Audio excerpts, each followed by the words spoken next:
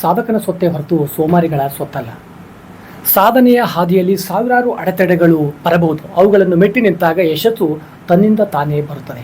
ಅಂಥ ಯಶಸ್ಸಿನ ಶಿಖರವನ್ನು ಏರಿರ್ತಕ್ಕಂಥ ನಮ್ಮ ಕಲ್ಯಾಣ ಕರ್ನಾಟಕದ ವಿಶೇಷವಾಗಿ ಹಿಂದುಳಿದ ಜಿಲ್ಲೆ ಅಂತಕ್ಕಂಥ ಹೆಸರನ್ನು ಪಡೆದಿರುವ ಕಲಬುರಗಿ ವಿಭಾಗದ ಕಲಬುರಗಿಯ ಒಂದು ಶರಣಬಸವೇಶ್ವರ ಒಂದು ವಸತಿ ನಿಲಯದ ವಿದ್ಯಾರ್ಥಿಯೊಬ್ಬ ಇಡೀ ರಾಷ್ಟ್ರಕ್ಕೆ 190ನೇ ರ್ಯಾಂಕ್ ಬಂದು ನೀಟ್ ಎಕ್ಸಾಮ್ 2026ರಲ್ಲಿ ತನ್ನದೇ ಆಗಿರ್ತಕ್ಕಂಥ ಛಾಪನ್ನು ಮೂಡಿಸಿದ್ದಾನೆ. ಇದು ಕಲ್ಯಾಣ ಕರ್ನಾಟಕಕ್ಕೆ ಹೆಮ್ಮೆ ವಿಷಯ ಅಲ್ಲದೆ ಇವತ್ತು ಕರ್ನಾಟಕದ ಪ್ರತಿಷ್ಠಿತ ಕಾಲೇಜುಗಳೊಂದಿಗೆ ಸೆಣಸಾಟವನ್ನು ಮಾಡಿ ಕರ್ನಾಟಕದಲ್ಲಿ ಅತ್ಯುತ್ತಮ 10 ರ್ಯಾಂಕ್ಗಳಲ್ಲಿ 1 ರ್ಯಾಂಕನ್ನು ಪಡೆದಿರ್ತಕ್ಕಂಥ ಕಲಬುರಗಿಯ ಕುವರ ಚನ್ನಬಸವ ಕೆರಳಿಯವರೊಂದಿಗೆ ಇವತ್ತು ನಾವು ಅವರು ನಡೆದು ಬಂದಿರತಕ್ಕಂಥ ಹಾದಿ ಮತ್ತು ಅವರು ಹಿಂದೆ 2 ವರ್ಷ PUCಯಲ್ಲಿ ಯಾವ ರೀತಿಯ ಅಭ್ಯಾಸವನ್ನು ಮಾಡಿ ಈ ಯಶಸ್ಸನ್ನು ಪಡೆದಿದ್ದಾರೆ ಅಂತಕ್ಕಂಥ ಪರಿಚಯವನ್ನು ಮಾಡಿಕೊಳ್ಳಲು ಇವತ್ತು ವಿಶೇಷ ಅತಿಥಿಯೊಂದಿಗೆ ನಾವು ಬಂದಿದ್ದೀವಿ. ಹಾಗಾಗಿ ಮೊಟ್ಟ ಮೊದಲಿಗೆ ಶ್ರೀ ಚನ್ನಬಸವ ಅವರಿಗೆ ಅಭಿನಂದನೆಗಳು. ಧನ್ಯವಾದಗಳು.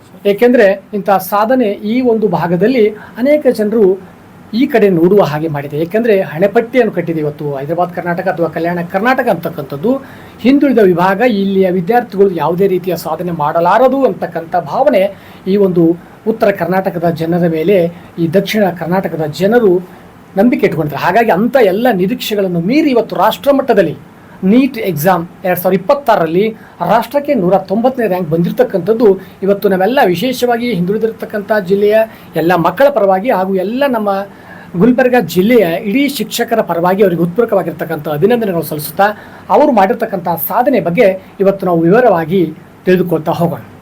ಮೊದಲಿಗೆ ಚನ್ನಬಸವ ಅವರೇ, ತಮ್ಮ ಒಂದು ಪರಿಚಯ, ತಮ್ಮ ಊರು, ಜಿಲ್ಲೆ ಮತ್ತು ಎಲ್ಲಿಂದ ತಾವು ಇಲ್ಲಿ ಬಂದು ಅಭ್ಯಾಸವನ್ನು ಮಾಡಿದ್ರಿ ಅನ್ನೋದ್ರ ಬಗ್ಗೆ ತಾವು ಸ್ಪಷ್ಟವಾಗಿರ್ತಕ್ಕಂಥ ಒಂದಷ್ಟು ಮಾಹಿತಿಯನ್ನು ನೀಡಬೇಕು. ನಾನು ಚನ್ನಬಸವ. ನನ್ನ ತಂದೆಯ ಹೆಸರು ಧರಂಬೇಕರಹಳ್ಳಿ. ಅವರು ಸರ್ಕಾರಿ ಪ್ರೌಢಶಾಲೆ ಹಿರೋಳಿಯಲ್ಲಿ ಶಿಕ್ಷಕರಾಗಿದ್ದಾರೆ. ನನ್ನ ತಾಯಿ ಹೆಸರು ಪ್ರೇಮಕರಹಳ್ಳಿ. ಅವರು ಹೌಸ್ ವೈಫ್ ಆಗಿದ್ದಾರೆ. ನಾನು ಮೂಲತಃ ಪಡಸವಳ್ಳಿ, ಆಳಂದ ತಾಲೂಕು, ಜಿಲ್ಲಾ ಕಲಬುರಗಿ ಇದ್ದೇನೆ. ನಾನು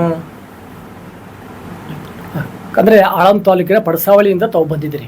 ಸೊ ಹಾಗಾಗಿ ಈ ಪರೀಕ್ಷೆ ಫಲಿತಾಂಶ ನಿಮಗೆ ನಿರೀಕ್ಷಿತವಾಗಿತ್ತೆ ಅಂದರೆ ನೀವು ಎಷ್ಟು ಅಂಕಗಳನ್ನು ಪಡಿಬೇಕು ಅಂತಕ್ಕಂಥದ್ದು ನಿಮ್ಮ ಅಭಿಲಾಷೆ ಆಗಿತ್ತು? ಇಷ್ಟೇ ಇತ್ತು ಸರ್. ಅಂದರೆ 690 ಪಡಿಬೇಕು ಅಂತ ಅಂದ್ಕೊಂಡಿದ್ರಿ ಸರ್. 690 ಪಡಿಬೇಕಂತ ಮಾಡಿದ್ರಿ. ಹಾಗಾಗಿ 685 ತಾವು ಪಡೆದ್ರಿ. ಈಗ ಫಲಿತಾಂಶ ಮತ್ತು ಈಗ ಯಾಕಂದರೆ ಪರೀಕ್ಷೆ ಬರೆದ ನಂತರ ನಿಮಗೆ 2 ಪರೀಕ್ಷೆಗಳದು, ಒಂದು ನೀಟ್ ಆಯಿತು, ಇನ್ನೊಂದು ನೀಟ್ ಅಂತಕ್ಕಂಥದ್ದಾಯಿತು. ಆ ಮೊದಲ ಪರೀಕ್ಷೆಗೂ ಮತ್ತು ಈ ಪರೀಕ್ಷೆಗೆ ಏನಾದರೂ ವ್ಯತ್ಯಾಸವಾಯ್ತೆ ನಿಮಗೆ ಪರೀಕ್ಷೆಯಲ್ಲಿ? ಸರ್, ಮೊದಲ ಪರೀಕ್ಷೆ ಈಸಿ ಇತ್ತು ಸರ್. 2ನೇ ಪರೀಕ್ಷೆ ಸ್ವಲ್ಪ ಹಾರ್ಡ್ ಇತ್ತು ರೀ. ಮತ್ತು ಮೊದಲ ಪರೀಕ್ಷೆಯಲ್ಲಿ ಪರಿಶ್ರಮ ಸ್ವಲ್ಪ ಜಾಸ್ತಿ ಇತ್ತು ಸರ್. ಅಂದರೆ ಮೊದಲ ಪರೀಕ್ಷೆ ತಮಗೆ ಸರಳವಾಗಿತ್ತು, ಅದರಲ್ಲಿ ಪರಿಶ್ರಮ ಹೆಚ್ಚೆಂದು ವಹಿಸಿದ್ರಿ ನೀವು. ಆದರೂ ಕೂಡ 2ನೇ ಪರೀಕ್ಷೆ ಕಠಿಣ ಆದರೂ ಕೂಡ ತಾವು ಈ ರೀತಿಯ ಸಾಧನೆ ಮಾಡಿದ್ರಿ. ಹಾಗಾಗಿ ತಮಗೆ ಅಭಿನಂದನೆ ಮತ್ತೊಮ್ಮೆ ಸಲ್ಲಿಸ್ತಾ, ಈಗ ಫಲಿತಾಂಶ ಬಂದಾಗ ನಿಮಗೆ ಹೇಗೆ ಅನಿಸ್ತು? ಖುಷಿ ಆಯಿತು ಸರ್. ಯಾಕೆಂದರೆ ಫಲಿತಾಂಶ ಬಂದಾಗ ನಿಮಗೆ ಏನು ಅನಿಸ್ತು? ಖುಷಿ ಆಯಿತು ಸರ್. ನಮ್ಮ ಪೇರೆಂಟ್ಸಿಗೆ ಎಲ್ಲರಿಗೂ ಖುಷಿ ಆಯಿತು. ನಾ ಇಷ್ಟು ಸಾಧನೆ ಮಾಡಿನಂದು ಎಲ್ಲರೂ ಖುಷಿ ಇದ್ರು. ಯಾಕಂದರೆ ಫಲಿತಾಂಶ ಬಂದಾಗ ನಮ್ಗೆ ಈಗಾಗಲೇ ನಾವು ಪರೀಕ್ಷೆ ಆದ ನಂತರ ನಾವು ಅದರ ಕೀ ಆನ್ಸರ್ಗಳು ನೋಡಿಕೊಂಡು ಮಾರ್ಕ್ಸ್ ಎಷ್ಟು ಬರ್ತಾವೆ ಅಂತ ನಮ್ಗೆ ಗೊತ್ತಿರ್ತದೆ. ಆದರೆ ರ್ಯಾಂಕ್ ಬಂದಾಗ ನಿನಗೆ ಏನು ಅನಿಸ್ತು? ಈ 190ನೇ ರ್ಯಾಂಕ್ ಅಂತಕ್ಕಂಥದ್ದು ಅಷ್ಟು ಸುಲಭವಾಗಿರ್ತಕ್ಕಂಥದ್ದಲ್ಲ. ಆ ರ್ಯಾಂಕ್ ಬಂದಾಗ ನಿನಗೆ ಏನು ಅನಿಸ್ತು ಅವಾಗ? ರ್ಯಾಂಕ್ ಅಷ್ಟು ಎಕ್ಸ್ಪೆಕ್ಟ್ ಮಾಡಿರಲಿಲ್ಲ ಸರ್. ರ್ಯಾಂಕ್ ತುಂಬ ಚೆನ್ನಾಗಿ ಬಂತು ಸರ್. ಯಾಕಂದರೆ ರ್ಯಾಂಕ್ ಮೇಲೆ ನಿಮಗೆ ಈ ನೀಟ್ ಎಕ್ಸಾಮ್ದಲ್ಲಿ ನಿಮಗೆ ಒಂದು ವೈದ್ಯಕೀಯ ಪ್ರವೇಶಗಳು ದೊರೀತಾವೆ. ರ್ಯಾಂಕೇ ಭಾಳ ಇಂಪಾರ್ಟೆಂಟ್. ಇವತ್ತು 190ನೇ ರ್ಯಾಂಕ್ ಬಂದಿದೆ ಅಂತಂದರೆ ಭಾಳ ಖುಷಿ ಪಡ್ತಕ್ಕಂಥ ವಿಚಾರ. ಯಾಕಂದರೆ ಇದೇ ಕಾಲೇಜಿನಲ್ಲಿ ಕಳೆದ 3 ವರ್ಷಗಳ ಹಿಂದೆ ಕೂಡ 690 ಅಂಕವನ್ನು ಪಡೆದಿರ್ತಕ್ಕಂಥ ವಿದ್ಯಾರ್ಥಿ 300ನೇ ಮೇಲೆ ರ್ಯಾಂಕ್ ಬಂದಿದ್ದ. ಆದರೂ ಕೂಡ 685 ಪಡ್ಕೊಂಡು 190 ರ್ಯಾಂಕ್ ಬಂದಿದ್ದರೆ ತುಂಬ ಸಂತೋಷವಾಗಿರ್ತಕ್ಕಂಥ ವಿಷಯ. ಹಾಗಿದ್ರೆ ತಮ್ಮ ಒಂದು ಶಿಕ್ಷಣವನ್ನು ಎಲ್ಲಿ ಪಡ್ಕೊಂಡಿದ್ರೆ? ಅಂದರೆ ಪ್ರಾಥಮಿಕ ಶಿಕ್ಷಣ ಎಲ್ಲಿ, ಮತ್ತು ಪ್ರೌಢ ಶಿಕ್ಷಣದಲ್ಲಿ ಮತ್ತು ಕಾಲೇಜು ಶಿಕ್ಷಣ ಎಲ್ಲಿ ಅಂತಕ್ಕಂಥ ಪರಿಚಯವನ್ನು ನಮ್ಮ ವಿದ್ಯಾರ್ಥಿಗಳಿಗೆ ಮಾಡಿಕೊಡ್ಬೇಕು. ನಾನು 1ರಿಂದ 5ನೇ ತರಗತಿಯವರೆಗೆ ಆಳಂದ ತಾಲೂಕಿನಲ್ಲಿ ಶ್ರೀ ಸಿದ್ಧಲಿಂಗ ಶಿವಾಚಾರ್ಯ ಹಿರೇಮಠ ಶಾಲೆಯಲ್ಲಿ ಕಲಿತಿದ್ದೇನೆ. ಹಾಗೂ 6ನೇಯಿಂದ 10ನೇ ತರಗತಿಯವರೆಗೆ ನಾನು ಜವಾಹರ್ ನವೋದಯ ವಿದ್ಯಾಲಯ ತಾಡ್ತಿಂಗ್ನೂರಿನಲ್ಲಿ ಕಲಿತಿದ್ದೇನೆ. ಹಾಗೂ 11ನೇ 12ನೇ ತರಗತಿ ನಾನು ಇಲ್ಲಿ ಶರಣಬಸವೇಶ್ವರ PU ಕಾಲೇಜಿನಲ್ಲಿ ಕಲಿತಿದ್ದೇನೆ.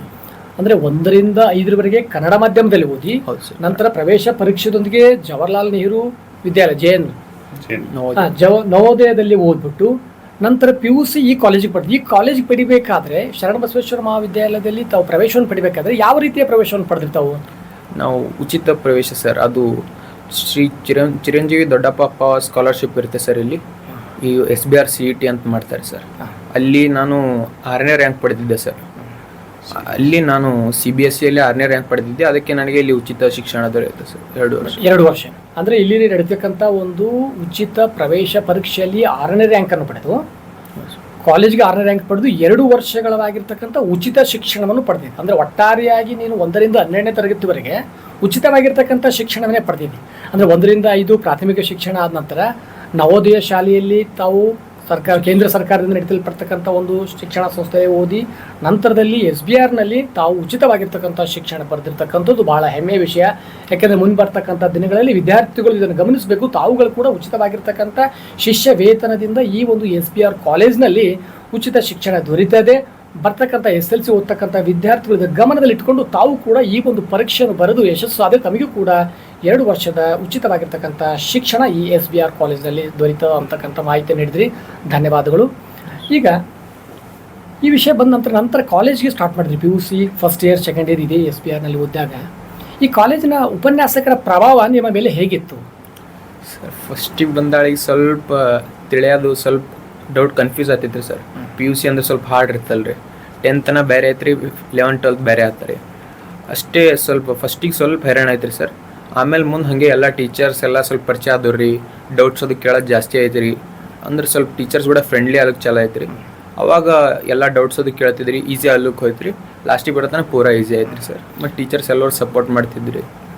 ಅಂದರೆ ಇಲ್ಲಿ ಫಸ್ಟ್ ಬಂದಾಗ ಯಾವುದೇ ವಿದ್ಯಾರ್ಥಿಗಳು ಕಾಲೇಜು ಶಿಕ್ಷಣಕ್ಕೆ ಬಂದಾಗ ಸ್ವಲ್ಪ ಟಫ್ ಆಗುತ್ತೆ. ಸಹಜವಾಗಿ ನ್ಯಾಚುರಲ್ ಆಗಿ ನಮಗೆ ಅದು ಕಷ್ಟ ಅನ್ನಿಸ್ತದೆ. ಅದಕ್ಕೆ ನೀವು ಹೊಂದ್ಕೊಂಡ ನಂತರ ನಿಮ್ಮಲ್ಲಿರ್ತಕ್ಕಂಥ ಒಂದು ಪ್ರತಿಭಾನ್ವಿತ್ವ ಏನು ಅಂಶಗಳಿದಾವೆ ಅದು ಶಿಕ್ಷಕರುಗಳಿಗೆ ಅದು ಉಪನ್ಯಾಸಕ್ಕೆ ಗೊತ್ತಾದ ನಂತರ ನಿಮಗೆ ಬೇಕಾಗಿರ್ತಕ್ಕಂಥ ಎಲ್ಲ ಮಾಹಿತಿಯನ್ನು ಅವರು ನೀಡಿದರು ಮತ್ತು ನಿಮಗೆ ಎನ್ಕರೇಜ್ ಕೂಡ ಮಾಡಿದರು. ಹಾಗಾಗಿ ನೀವು ಈ ಸಾಧನೆಯನ್ನು ಮಾಡಿದ್ರಿ ಅಂತ ಹೇಳ್ತೀವಿ. ವಿಶೇಷವಾಗಿ ನಿಮ್ಮ ಮೇಲೆ ಪ್ರಭಾವ ಬೀರ್ತಕ್ಕಂಥ ಶಿಕ್ಷಕರು ಅಥವಾ ಉಪನ್ಯಾಸಕರು ಯಾರು, ಅವರನ್ನು ನೆನಪಿಸ್ಕೊಳ್ಳೋಕ್ಕೆ ಇಚ್ಛೆ ಪಡ್ತಾ ಇದ್ರೆ? ಹೌದು ಸರ್, ಫಿಸಿಕ್ಸ್ ನಂಗೆ ಇಷ್ಟ ಐತ್ರಿ sir. Physics teacher Prashant sir ಅವರಿಂದ ನಾನು ಕಲ್ತಿದ್ದೆ ಸರ್. ಅದಕ್ಕೆ ನಾನು ಎಲ್ಲ ಎಕ್ಸಾಮ್ನಲ್ಲಿ ಫಿಸಿಕ್ಸೇ ಸ್ವಲ್ಪ ಸ್ಟ್ರಾಂಗ್ ಇತ್ತು ರೀ. ಫಿಸಿಕ್ಸಿಂದ ಎಲ್ಲ ಸ್ಕೋರ್ ಬಂದಿರಿ.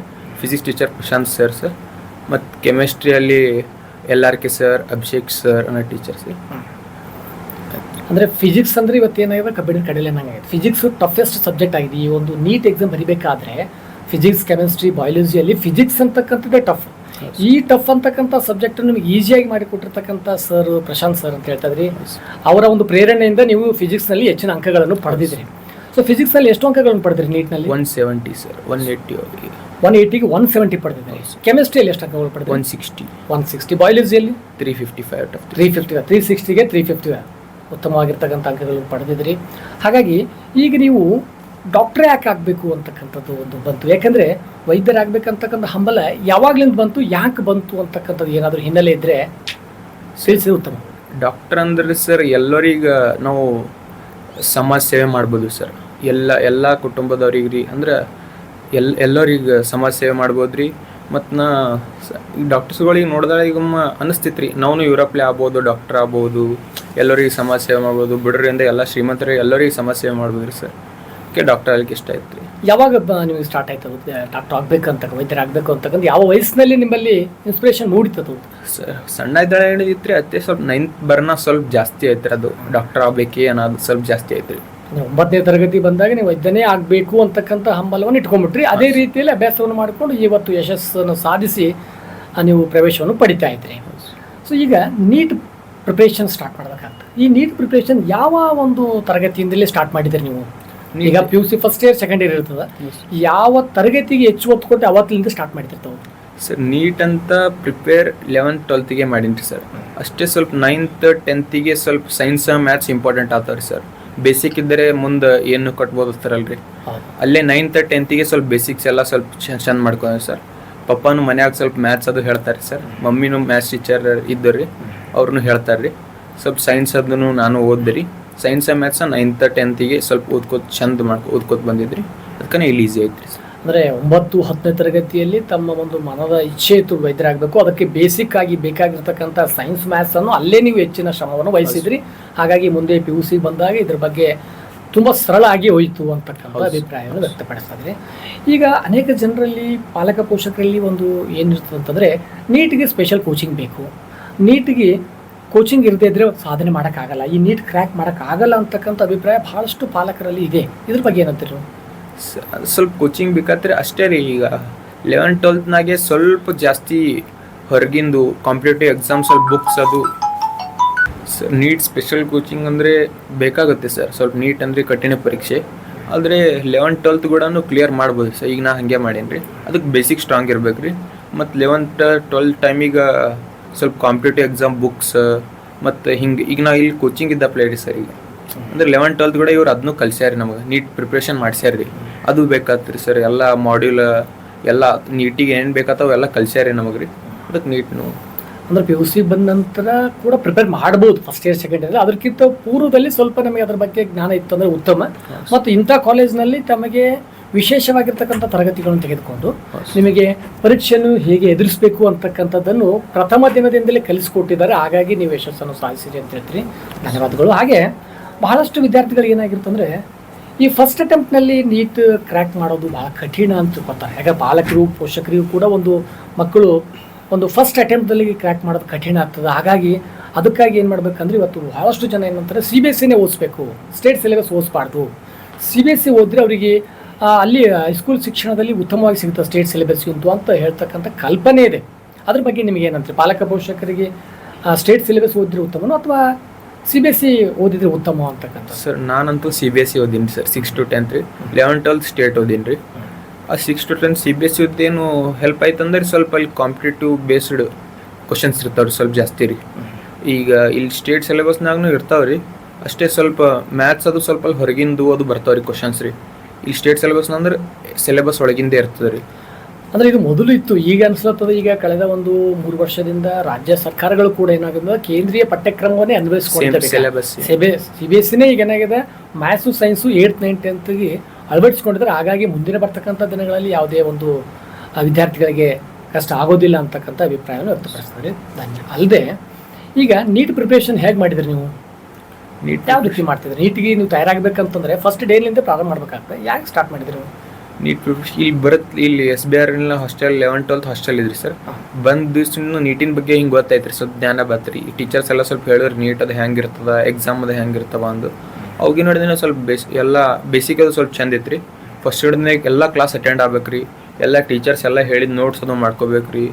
ಎಲ್ಲ ಸ್ವಲ್ಪ ಈ ಮಾಡ್ಯೂಲ್ ಅದು ಕೊಟ್ಟಿರ್ತಾರೆ ರೀ ಇಲ್ಲಿ, ಅವೆಲ್ಲ ಸಾಲ್ವ್ ಮಾಡ್ತಿರ್ಬೇಕು ರೀ. ಇಲ್ಲಿ ವೀಕ್ಲಿ ಎಕ್ಸಾಮ್ ಅತ್ತಾವ ರೀ. ವೀಕ್ಲಿ ಎಕ್ಸಾಮ್ನ ಸ್ವಲ್ಪ ಚಂದ ಸ್ಕೋರ್ ಮಾಡೋಕೆ ಟ್ರೈ ಮಾಡ್ಬೇಕು ರೀ. ಮತ್ತು ಎಲ್ಲೆಲ್ಲಿ ಮಿಸ್ಟೇಕ್ ಆಯ್ತು ಅವನು ನೋಡ್ಕೋಬೇಕು ರೀ. ಎಲ್ಲ ಬರ್ದಿಡಬೇಕು ರೀ, ಮಿಸ್ಟೇಕ್ ಎಲ್ಲ ಆಗ್ಯದ ಯಾಕೆ ಆಗ್ಯದ ಅಂದು. ಮತ್ತೊಮ್ಮದು ಮಿಸ್ಟೇಕ್ ಆಲಾರ್ದಪ್ಪಲಿ ನೋಡ್ಕೋಬೇಕು ರೀ. ಮತ್ತು ಟೀಚರ್ಸ್ಗಳಲ್ಲಿ ಗೈಡೆನ್ಸ್ ತೊಗೋಬೇಕು ರೀ, ಏನು ಓದಬೇಕು, ನಂದು ಏನು ಮಿಸ್ಟೇಕ ಟೀಚರ್ಸಿಗೆ ಕೇಳ್ಬೇಕಾಗ್ತಾರೆ ಕೆಲವೊಂದು ಸರ್ತಿ.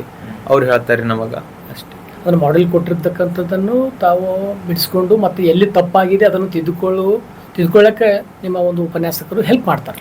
ಅದು ತಿದ್ದುಕೊಂಡು ಮುಂದಿನ ದಿನಗಳಲ್ಲಿ ತಪ್ಪುಗಳು ಆಗಲಾರ್ದಂತೆ ನೀವು ಮುನ್ನಡೆದಿದ್ದೇ ಆದರೆ ಯಶಸ್ಸನ್ನು ಸಾಧಿಸಬಹುದು ಅಂತಕ್ಕಂಥದ್ದು. ಈಗ PUC ಪರೀಕ್ಷೆ ಅಂತಂದರೆ ಡಿಸ್ಕ್ರಿಪ್ಟಿವ್ ಲೆವೆಲ್ ಇರ್ತದೆ. ಈ ನೀಟ್ ಎಕ್ಸಾಮ್ ಅಂತಂದರೆ ಒಂದು ನಮಗೆ ಮಲ್ಟಿಪಲ್ ಚಾಯ್ಸ್ ಕ್ವಶನ್ಸ್ ಇರ್ತವೆ. ಇವೆರಡನ್ನು ನಾವು ಹೇಗೆ ಕೋಆರ್ಡಿನೇಟ್ ಮಾಡಿದಿರಿ ಸರ್? ಈಗ ಥಿಯರಿ ಅಂದ್ರೆ ರೀ ಇದು ಸ್ವಲ್ಪ ರೈಟಿಂಗ್ ಸ್ಕಿಲ್ಸ್ ಅದು ಬೇಕಾಗ್ತದೆ ರೀ. ನೀಟ್ ಅಂದ್ರೆ ಸ್ವಲ್ಪ ಥಿಂಕಿಂಗ್ ಸ್ಕಿಲ್ಸ್ ಬೇಕಾಗ್ತದೆ ರೀ ಸರ್. ಅವು ಫಸ್ಟ್ ಹೇಳಿದ್ರೆ ಈಗ ಥಿಯರಿ ಯಾವಾಗೂ ಹುಟ್ಟಿಡ್ದು ಅದೇ ಬರ್ಕೋದು ಬಂದಿದೆ ಸರ್. ಅದಕ್ಕೆ ಸ್ವಲ್ಪ ಥಿಯರಿ ಬಗ್ಗೆ ಸ್ವಲ್ಪ ಕಮ್ಮಿ ಫೋಕಸ್ ಮಾಡಿದ್ರಿ ನಾ ರೀ. ನೀಟಿಗೆ ಸ್ವಲ್ಪ ಜಾಸ್ತಿ ಫೋಕಸ್ ಮಾಡಿ, ಇದು ಹೊಸದಿತ್ತಲ್ಲ ರೀ ನಮಗೆ ರೀ. ಹೊಸದಕ್ಕೆ ಜಾಸ್ತಿ ಫೋಕಸ್ ಮಾಡಿದ್ರಿ, ಸ್ವಲ್ಪ ಟೈಮ್ ಜಾಸ್ತಿ ಕೊಡ್ತಿದ್ರಿ ಇದ್ರ ಮೇಲೆ. ಕ್ಲಾಸ್ನಾಗ ಕೇಳಿದ್ರ ಮೇಲೆ ಥಿಯರಿ ಎಲ್ಲ ಮುಗಿಸ್ಕೋತಿದ್ರಿ. ಬಂದ ಸ್ಟಡಿ ಅವರ್ಸ್ನಾಗ ಉಳಿದ ಎಲ್ಲ ಟೈಮಿಗೆ ನೀಟಿನ ಸಲಕ್ಕೆ ಪ್ರಿಪೇರ್ ಆಗ್ತಿದ್ರಿ ಸರ್. ಅಂದ್ರೆ ಥಿಯರಿ ಅಂತಂದರೆ ನಿಮಗೆ ಈಗಾಗಲೇ 10ನೇ ತರಗತಿವರೆಗೆ ಥಿಯರಿ ಬರೆದು ಪ್ರಾಕ್ಟೀಸ್ ಆಗಿತ್ತು. ಹೌದು ಸರ್. ಹಾಗಾಗಿ ಈಗ ಹೊಸದಾಗಿರ್ತಕ್ಕಂಥ ಸಿಲೆಬಸ್ ಅಳವಡಿಸ್ಕೊಂಡ ನಂತರ ಈ ಮಲ್ಟಿಪಲ್ ಚಾಯ್ಸ್ ಕ್ವಶನ್ಗೆ ಹೆಚ್ಚಿನ ಒತ್ತು ಕೊಡ್ತಾರೆ. ನೀವು ಫೋಕಸ್ ಥಿಯರಿಗೆ ಕಡಿಮೆ ಮಾಡಿ ನೀಟಿಗೆ ಜಾಸ್ತಿ ಮಾಡಿ. ಸೊ ಹಂಗಾಗಿ ನೀವು ಸಕ್ಸಸ್ ಆಗಿ ನೀಟ್ನಾಗ ಜಾಸ್ತಿ ಸರ್. ಮತ್ತು ನೀಟ್ ಇದು ಥಿಯರಿ ಎಕ್ಸಾಮ್ ಯಾಕೆ ಪ್ರಿಪೇರ್ ಮಾಡ್ತೀರಿ ನೀವು? ಥಿಯರಿ ಎಕ್ಸಾಮ್ಗೆ ಯಾಕಂದರೆ ಅದರಲ್ಲಿ ಕೂಡ PCMBಯಲ್ಲಿ ನೀವು 400ಕ್ಕೆ 400 ಪಡೆದಿದ್ದೀರಿ ಅಂತಕ್ಕಂಥದ್ದು ತಿಳ್ಕೊಂಡಿವಿ. ಸೊ PCMB 100 ತೊಗೋಬೇಕಾದ್ರೆ ಮತ್ತು ಥಿಯರಿ ಕಡಿಮೆ ಅವಧಿಯಲ್ಲಿ ಹೆಚ್ಚಿನ ಅಂಕ ಯಾಕೆ ಗಳಿಸಿದ್ರಿ ಸರ್? ಥಿಯರಿ ಅವು ರೈಟಿಂಗ್ ಸ್ಕಿಲ್ಸ್ ಬೇಕಾಗ್ತಾರೆ ರೀ ಸರ್. ಅದು ಸ್ವಲ್ಪ ಪ್ರಾಕ್ಟೀಸ್ನ ಯಾವಾಗೂ ಮಾಡ್ತೀನಿ ರೀ. ಥಿಯರಿನೂ ಮಾಡೀನಿ ರೀ, ಬಿಟ್ಟಿಲ್ಲ ಅಂದ ಪ್ಲೇ ಇಲ್ರಿ. ಸ್ವಲ್ಪ ಎಕ್ಸಾಮ್ ಟೈಮ್ ಮುಂದೆ ಸ್ವಲ್ಪ ಜಾಸ್ತಿ ಫೋಕಸ್ ನೀಟ್ ಬಿಟ್ಟು ಥಿಯರಿ ಮಾಡ್ತಿದ್ರಿ. ಎಕ್ಸಾಮ್ಕಿನ್ನ ಒಂದು 20 ದಿನ 30 ದಿನ ಇದ್ದಾಳೆ ರೀ. ಅವಾಗ ಪೂರ ಥಿಯರಿನೇ ಓದ್ತಿದ್ರಿ. ಅಂದ್ರೆ ಸ್ವಲ್ಪ ಬರೆದು ಪ್ರಾಕ್ಟೀಸ್ ಮಾಡ್ಬೇಕಾಗ್ತದೆ ಥಿಯರಿ ಅಂದರೆ ಅದೆಲ್ಲ ಮಾಡ್ತಿದ್ರಿ ಸರ್. ಅಂದರೆ ಪ್ರೀವಿಯಸ್ ಕ್ವಶನ್ ಪೇಪರ್ ಕೂಡ ಸಾಲ್ವ್ ಮಾಡಿದ್ರಿ, ಅದ್ರ ಜೊತೆಯಾಗಿ ಪ್ರಾಕ್ಟೀಸ್ ಕೂಡ ಮಾಡಿದ್ರಿ, ಹಾಗಾಗಿ ನೀವು ಔಟ್ ತೊಗೊಂಡಿದ್ದೀರಿ ಅಂತಕ್ಕಂಥದ್ದು. ಈಗ ನೀಟ್ ಪ್ರಿಪರೇಷನ್ ಮಾಡೋ ಮುಂದಾಗ ಎಷ್ಟು ಗಂಟೆಗಳು ದಿನಕ್ಕೆ ಓದಿದಿರಿ ನೀವು? ದಿವಸಕ್ಕೆ ಎಷ್ಟು ಗಂಟೆ ಓದಿದ್ರಿ? College ನಡೀತಿತ್ರಿ sir. ಈಗ ಬೆಳಿಗ್ಗೆ 8ರಿಂದ 5ರವರೆಗೆ ಕಾಲೇಜ್ ನಡೀತಿದ್ರಿ ಸರ್. ಅಲ್ಲೇ ಒಂದು 9 ಗಂಟೆ ಹೋಗ್ತಿತ್ತು ರೀ. ಮಕ್ಕಳದೊಂದು 6-7 ಗಂಟೆ ರೀ. ಉಳಿದೆಲ್ಲ ಸ್ಟಡಿ ಅವರ್ನಾಗ ಮೇನ್ ಸ್ಟಡಿ ಅವರ್ ಪೂರ ಓದ್ಕೊತ ಕೊಡ್ತಿದ್ರಿ ಸರ್. ಅಲ್ಲಿ ಒಂದು 6-7 ಗಂಟೆ ಸ್ಟಡಿ ಅವರ್ ಫಸ್ಟಿಗೆ ಓದ್ತಿದ್ರಿ. ಲಾಸ್ಟಿಗೆ ನೀಟ್ಲೇ ರೀನೀಟ್ ಆಗನ್ರಿ. ಅವಾಗ ಕ್ಲಾಸ್ ಇರಲಿಲ್ಲ ರೀ. ಅವಾಗ ಬರೀ ಎಕ್ಸಾಮ್ಸ್ ಇರ್ತೀವ್ರಿ ಜಾಸ್ತಿ ರೀ. ಸ್ವಲ್ಪ ಸಿನಾಪ್ಸಿಸ್ ಅಷ್ಟೇ ನಡೀತಿದ್ರಿ. ಅವಾಗ ಸ್ವಲ್ಪ 10-11 ಗಂಟೆ ಓದ್ತಿದ್ರಿ ಸರ್. 12 ಗಂಟೆ ಈ ಒಂದು MCQ ಓದೋಕ್ಕೆ ಟೈಮ್ ಕೊಡ್ತಿದ್ದೀರಿ ನೀಟ್ ಪ್ರಿಪೇರ್ ಆಗೋಕ್ಕೆ. ದಿನದ 12 ತಾಸು ನೀವು ಹೆಚ್ಚಿನ ಸಮಯವನ್ನು ಇದಕ್ಕೆ ಮೀಸಲಾಗಿ ಇಡ್ತಿದ್ರಿ. ಹಾಗಿದ್ರೆ ನೀಟ್ ಪರೀಕ್ಷೆಯಲ್ಲಿ ಈಗ NCERT ಬೋರ್ಡ್ ಕ್ವಶನ್ಸ್ಗಳು ಬರ್ತವೋ ಅಥವಾ ಅಪ್ಲೈಡ್ ಕ್ವಶನ್ಸ್ ಬರ್ತವೋ ಅಥವಾ ಔಟ್ ಆಫ್ ಸಿಲೆಬಸ್ ಕ್ವಶನ್ ಕೂಡ ಬರ್ತವೇನು ಅಂತಕ್ಕಂಥ? ಸರ್ ಅಪ್ಲೈಡ್ ಬರ್ತಾವ್ರಿ ಜಾಸ್ತಿ ರೀ. ಅಪ್ಲೈಡ್ ಯಾವ ವಿಷಯದಲ್ಲಿ ಬರ್ತಾವೆ applied questions? Applied physics chemistry ಅಲ್ರಿ. ಅಂದ್ರೆ ನಮಗೆ ಥಿಯರಿ ಬಗ್ಗೆನೂ ಗೊತ್ತಿರ್ಬೇಕು ರೀ, ಸ್ವಲ್ಪ ಯೋಚನೆನೂ ಮಾಡಕ್ಕೆ ಬರ್ಬೇಕು ರೀ. ಅಂದ್ರೆ ಅವಾಗ ಸ್ವಲ್ಪ ಕ್ವಶನ್ಗಳು ಈಸಿ ಆಗ್ತಾರೆ. ಅಪ್ಲೈಡ್ ಕ್ವಶನ್ ಅಂದ್ರೆ ಸ್ವಲ್ಪ ಕಠಿಣ ಇರ್ತಾರೆ ಸರ್. ಅಪ್ಲೈಡ್ ಕ್ವಶನ್ಸ್ಗಳು ಕಠಿಣವಾಗಿರ್ತವೆ, ಯಾಕಂದ್ರೆ ಅದನ್ನು ಅನ್ವಯಿಸ್ಕೊಂಡು ನೀವು ಮಾಡಬೇಕಾಗ್ತದೆ. ಈ ವರ್ಷ ಎಕ್ಸಾಮ್ದಲ್ಲಿ ಅಪ್ಲೈಡ್ ಕ್ವಶನ್ಸ್ ಎಷ್ಟು ಪ್ರಮಾಣದಲ್ಲಿ ಬಂದಿದ್ದು? ಬಯಾಲಜಿಯಲ್ಲಿ ಇರಲಿಲ್ಲ ರೀ ಸರ್. ಫಿಸಿಕ್ಸ್ ಕೆಮಿಸ್ಟ್ರಿಯಲ್ಲಿ ಜಾಸ್ತಿ ಇದ್ದು ಜಾಸ್ತಿ ಅಪ್ಲೈಡೇ ಬಂದಿದ್ದು. ಜಾಸ್ತಿ ಅಂದರೆ ನೀಟ್ ಎಕ್ಸಾಮು ರೀನೀಟ್ ಎಕ್ಸಾಮ್ ಕಂಪೇರ್ ಮಾಡಿದಾಗ ಅಪ್ಲೈಡ್ ಕ್ವಶನ್ಸ್ ಈ ಸರಿ ಹೆಚ್ಚು ಬಂದಿದ್ದು. ರೀನೀಟಲ್ಲಿ ಜಾಸ್ತಿ ಇದ್ರು ಸರ್. ನೀಟಲ್ಲಿ ಇರಲಿಲ್ಲ ಸರ್. ಈ ಪರೀಕ್ಷೆಗಳು ಬಂದಾಗ ಕೊನೆಯ ಒಂದು 45ರಿಂದ 60 ದಿವಸ ಅಂದರೆ 1 ತಿಂಗಳಿಂದ 2 ತಿಂಗಳ ನಡಬರ ಕಡೆ ತಾವು ಥಿಯರಿ ಮತ್ತು ನೀಟ್ ಮಾಡಬೇಕಾದ್ರೆ ಫಸ್ಟ್ ಇಯರ್ ಸೆಕೆಂಡ್ ಇಯರ್ ಎರಡನ್ನೂ ಅಭ್ಯಾಸ ಮಾಡ್ಬೇಕಾಗ್ತದೆ. ಯಾವ ರೀತಿ ನೀವು ಫೋಕಸ್ ಮಾಡಿ ರಿವಿಷನ್ ಮಾಡಿದ್ರಿ ಅದನ್ನು? ಸರ್ ಅದು ಮೊದಲೇ ಪ್ಲ್ಯಾನ್ ಹಾಕಿಟ್ಟಿದ್ರಿ ಸರ್. ಈಗ ನೀಟ್ನು ಮಾಡೋದ ಥಿಯರಿನೂ ಮಾಡೋದ ಅಂದು ಥಿಯರಿ ಟೈಮಿಗೆ ಪೂರಾ ಸೆಕೆಂಡ್ ಇಯರ್ ಸಿಲೆಬಸ್ ಮುಗಿಸ್ಕೊತಿದ್ರಿ ಸರ್. ಥಿಯರಿ ಸ್ವಲ್ಪ ಮೊದಲು ಇರ್ತಾವ್ರಿ ಸರ್. ಆಮೇಲೆ 1 ತಿಂಗಳದಾಗ ನೀಟ್ ಇತ್ತಿರಿ ಸರ್. ಅದಕ್ಕೆ ಫಸ್ಟಿಗೆಲ್ಲ ಸೆಕೆಂಡ್ ಇಯರ್ ಸಿಲೆಬಸ್ ಮುಗಿಸಿದ್ರಿ ಸರ್. ಆಮೇಲೆ ಫಸ್ಟ್ ಇಯರ್ ಸಿಲೆಬಸ್ ಓದಿ ಲಾಸ್ಟಿಗೆ ರಿವೈಸ್ ಮಾಡಿದ್ರಿ. ಅಷ್ಟೇ ಈ ನೀಟ್ ಎಕ್ಸಾಮ್ ಕ್ಯಾನ್ಸಲ್ ಆಯ್ತಲ್ರಿ. ಮತ್ತು 1 ತಿಂಗಳು ಟೈಮ್ ಸಿಗ್ತೀರಿ ಸರ್. ಆ ಟೈಮ್ನಾಗ ಪೂರಾ ಎರಡು ಇಯರ್ ಫುಲ್ ರಿವೈಸ್ ಮಾಡಿ ಚಂದ ಬರ್ತೀರಿ ಸರ್. ಅಂದರೆ ಫಸ್ಟ್ ಥಿಯರಿ ಮುಗಿಸ್ಕೊಂಡ ನಂತರ ಸೆಕೆಂಡ್ ಇಯರ್ದು ಸಿಲೆಬಸ್ ಮಾಡಿದ್ರಿ. ಈ ಥಿಯರಿ ಎಕ್ಸಾಮ್ ಆದ ನಂತರ ಇರ್ತಕ್ಕಂಥ ಗ್ಯಾಪ್ ಪೀರಿಯಡ್ನಲ್ಲಿ ಫಸ್ಟ್ ಇಯರ್ ರಿವಿಷನ್ ಮಾಡ್ಕೊಂಡ್ರಿ. ಹಾಗಾಗಿ ಇದು ನೀವು ನೀಟ್ ಎಕ್ಸಾಮ್ಗೆ ಪ್ರಿಪ್ರೇಷನ್ ಆಗ್ಲಿಕ್ಕೆ ಸಹಕಾರಿ ಆಯಿತು. ಒಂದೊಮ್ಮೆ ಈ ರೀನೀಟ್ ಬರದೇ ಇದ್ದರೆ ನಿಮಗೆ ಅವಾಗಲೇ ಮುಗಿದೋಗಿತ್ತು. ರೀನೀಟ್ ಬಂದದಕ್ಕೆ ಮತ್ತೆ ನಿಮಗೆ 1 ತಿಂಗಳ ಕಾಲಾವಕಾಶ ಸಿಕ್ತು, ಹೆಚ್ಚಿನ ಒಂದು ಅಭ್ಯಾಸವನ್ನು ಮಾಡಲು ನಿಮಗೆ ಸಮಯ ಸಿಕ್ತು ಅಂತ ಹೇಳೋದು. ಆ ನೀಟ್ ಎಕ್ಸಾಮ್ ಮೊದಲಿಂದ ಹೇಗೆ ಹೋಗಿತ್ತು ತಮ್ಮದು? ಈಗ 685 ಅಂಕಗಳು 2ನೇ ನೀಟ್ನಲ್ಲಿ ತೊಗೊಂಡಾಗ ನೀವು ಮೊದಲ ನೀಟ್ ಪರೀಕ್ಷೆಯಲ್ಲಿ ಎಷ್ಟು? ಮೊದಲ ಪರೀಕ್ಷೆಯಲ್ಲಿ 690 ಇತ್ತು. 690 ಇತ್ತು. ಸೊ ಹಾಗಾಗಿ ಈಜಿ ಇದ್ದಾಗ 690 ತೊಗೊಂಡಿದ್ರಿ, ಕಠಿಣ ಇದ್ದಾಗ 685 ತೊಗೊಂಡ್ರಿ ಅಂದರೆ ಇದು ಭಾಳ ಉತ್ತಮವಾಗಿರ್ತಕ್ಕಂಥ ಅಂಕಗಳಂತೆ ನಾವು ಪರಿಗಣಿಸಬೇಕಾಗ್ತದೆ. ರಾಷ್ಟ್ರಮಟ್ಟದ ಪರೀಕ್ಷೆ ಇದು, ಕಠಿಣ ಪರೀಕ್ಷೆಗಳಲ್ಲಿ ಒಂದು ಪರೀಕ್ಷೆ. ರಾಷ್ಟ್ರಮಟ್ಟದಲ್ಲಿ ನಡೀತಕ್ಕಂಥ ಪರೀಕ್ಷೆಗಳು ಅಂತಂದಾಗ ತುಂಬಾ ಕಠಿಣ. ಅಂಥ ಕಠಿಣ ಪರೀಕ್ಷೆಯಲ್ಲಿ ರಾಷ್ಟ್ರಕ್ಕೆ 190 ಮತ್ತು ನಮ್ಮ ಕಲಬುರಗಿ ವಿಭಾಗಕ್ಕೆ ಪ್ರಥಮ ಅಂತಕ್ಕಂಥದ್ದು ನಮ್ಮೆಲ್ಲ ಭಾಗದವರಿಗೆ ಭಾಳ ಹೆಮ್ಮೆಯ ವಿಷಯ ಆಗ್ತದೆ. ಅಲ್ಲದೆ NCERT ಬುಕ್ ಅಲ್ಲದೆ ತಾವು ಮತ್ತೆ ಯಾವ್ಯಾವ ಬುಕ್ಗಳನ್ನು ರೆಫರ್ ಮಾಡಿದ್ರಿ ಸರ್? ಇಲ್ಲಿ ಕೊಟ್ಟಿವ್ ಮಾಡ್ಯೂಲೇ ಜಾಸ್ತಿ ರೆಫರ್ ಮಾಡ್ತಿದ್ರಿ ಸರ್. ಅದು ನಿಮ್ಮ ಕಾಲೇಜ್ದಲ್ಲಿ ಕೊಟ್ಟಿರ್ತಕ್ಕಂಥ ಮಾಡ್ಯೂಲ್ಸಲ್ಲಿ ಕ್ವಶನ್ಸ್ ಅದು ಇರ್ತಾವ್ರಿ ಸರ್. ಪ್ರಾಕ್ಟೀಸ್ ಅದು ಮಾಡೋದ್ರಿ. ಮತ್ತು ಎಕ್ಸಾಮ್ ಪೇಪರ್ ಮಾಡ್ತಾರೆ ಸರ್. ವೀಕ್ಲಿ ಒಂದು ಎಕ್ಸಾಮ್ ಇರ್ತಂದ್ರಿ. ಆ ಎಕ್ಸಾಮ್ ಪೇಪರ್ ಸಲಕ್ ಸಾಲ್ವ್ ಮಾಡೋದ್ರಿ.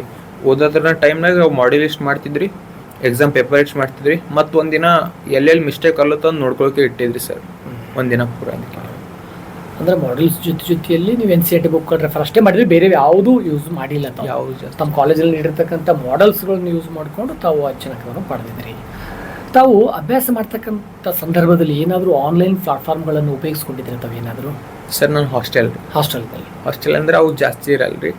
ಟೀಚರ್ಸ್ ಏನಾದ್ರು ತೋರಿಸಿ ಅಷ್ಟೇ ನೋಡಿದ್ರಿ ಸರ್. ಯಾಕಂದ್ರೆ ಪ್ರತಿಭಾನ್ವಿತ ವಿದ್ಯಾರ್ಥಿಗಳಿಗೆ ಕೆಲವೊಂದು ಕಾಲೇಜ್ಗಳಲ್ಲಿ ವಿಶೇಷವಾಗಿರ್ತಕ್ಕಂಥ ಸೌಕರ್ಯಗಳು ಕೊಡ್ತಾರೆ.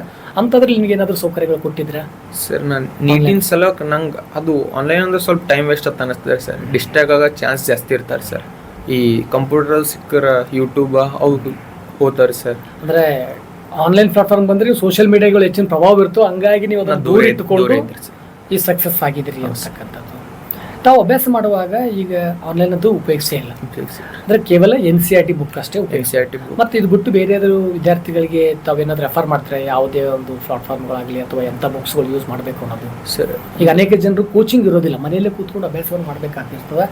ಬಡತನದ ಕಾರಣಗಳಿರ್ತವೆ, ಅನೇಕ ಕಾರಣಗಳಿರ್ತವೆ. ಅಂಥ ವಿದ್ಯಾರ್ಥಿಗಳಿಗೆ ನೀವು ಏನು ಹೇಳ್ತೀರಿ? ಯಾವ ಒಂದು ಪುಸ್ತಕಗಳನ್ನು ಉಪಯೋಗಿಸ್ಕೊಂಡು ತಾವು ನೀಟನ್ನು ಕ್ರ್ಯಾಕ್ ಮಾಡ್ಬೋದು ಅಂತಕ್ಕಂಥ. ಪ್ರೀವಿಯಸ್ ಇಯರ್ ಕ್ವಶನ್ ಬುಕ್ ಇರ್ತಾವ್ರಿ ಸರ್, ಅವು ಅದೇ ಟೈಪ್ ಬರ್ತಾವ್ರಿ ಸರ್ ಕ್ವಶನ್ಸ್ ರೀ.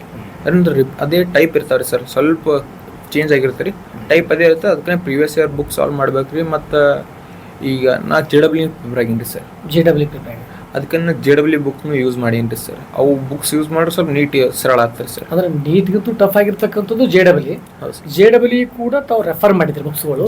ಅದರಿಂದ ನಿಮಗೆ ಇಲ್ಲಿ ಫಿಸಿಕ್ಸ್ ಕೆಮಿಸ್ಟ್ರಿ ಸ್ವಲ್ಪ ಸುಲಭ ಆಯ್ತು ಅಂತ ಅನಿಸ್ಬೋದು. ಅಲ್ಲದೆ ಭವಿಷ್ಯದಲ್ಲಿ ತಾವು ವೈದ್ಯಕೀಯ ಕ್ಷೇತ್ರದ ಯಾವ ವಿಭಾಗದಲ್ಲಿ ಅಂದರೆ ವಿಶೇಷವಾಗಿರ್ತಕ್ಕಂಥ ಅಧ್ಯಯನ ಮಾಡ್ತಕ್ಕಂಥ ಇಚ್ಛೆ ಹೊಂದಿದ್ರು, ಅಥವಾ ಇಲ್ಲ ಸಮಾಜ ಸೇವೆ ಮಾಡಬೇಕಾದ್ರೆ ಅನೇಕ ದಾರಿಗಳು, ಕೇವಲ ವೈದ್ಯಕೀಯ ವೃತ್ತಿಯನ್ನು ತೆಗೆದುಕೊಂಡು ಮಾತ್ರ ಸಮಾಜ ಸೇವೆ ಮಾಡ್ತಕ್ಕಂಥದ್ದಲ್ಲ, ಅಲ್ಲದೆ ನಾಗರಿಕ ಪರೀಕ್ಷೆಗಳು ಯಾವ್ದಾದ್ರು ಸಿವಿಲ್ ಸರ್ವಿಸ್ ಎಕ್ಸಾಮ್ಗಳು ಕಂಡಕ್ಟ್ ಮಾಡಿಕೊಂಡು ಏನಾದರೂ ಸಮಾಜ ಸೇವೆ ಮಾಡ್ತಕ್ಕಂಥ ಆಲೋಚನೆ ನಿಮಗಿದೆಯಾ? ಸರಿ, MBBS ಆಗ ಸಿವಿಲ್ ಸರ್ವಿಸ್ ಎಕ್ಸಾಮ್ ಬರಿಬೇಕು ಅನ್ಕೊಂಡೇನಿ ರೀ ಸರ್. ಅಲ್ಲೇನ್ರಿ ಇದಾಯ್ತು UPSC ಅದು ಬರಿಬೇಕು ಅನ್ಕೊಂಡೇನಿ ರೀ.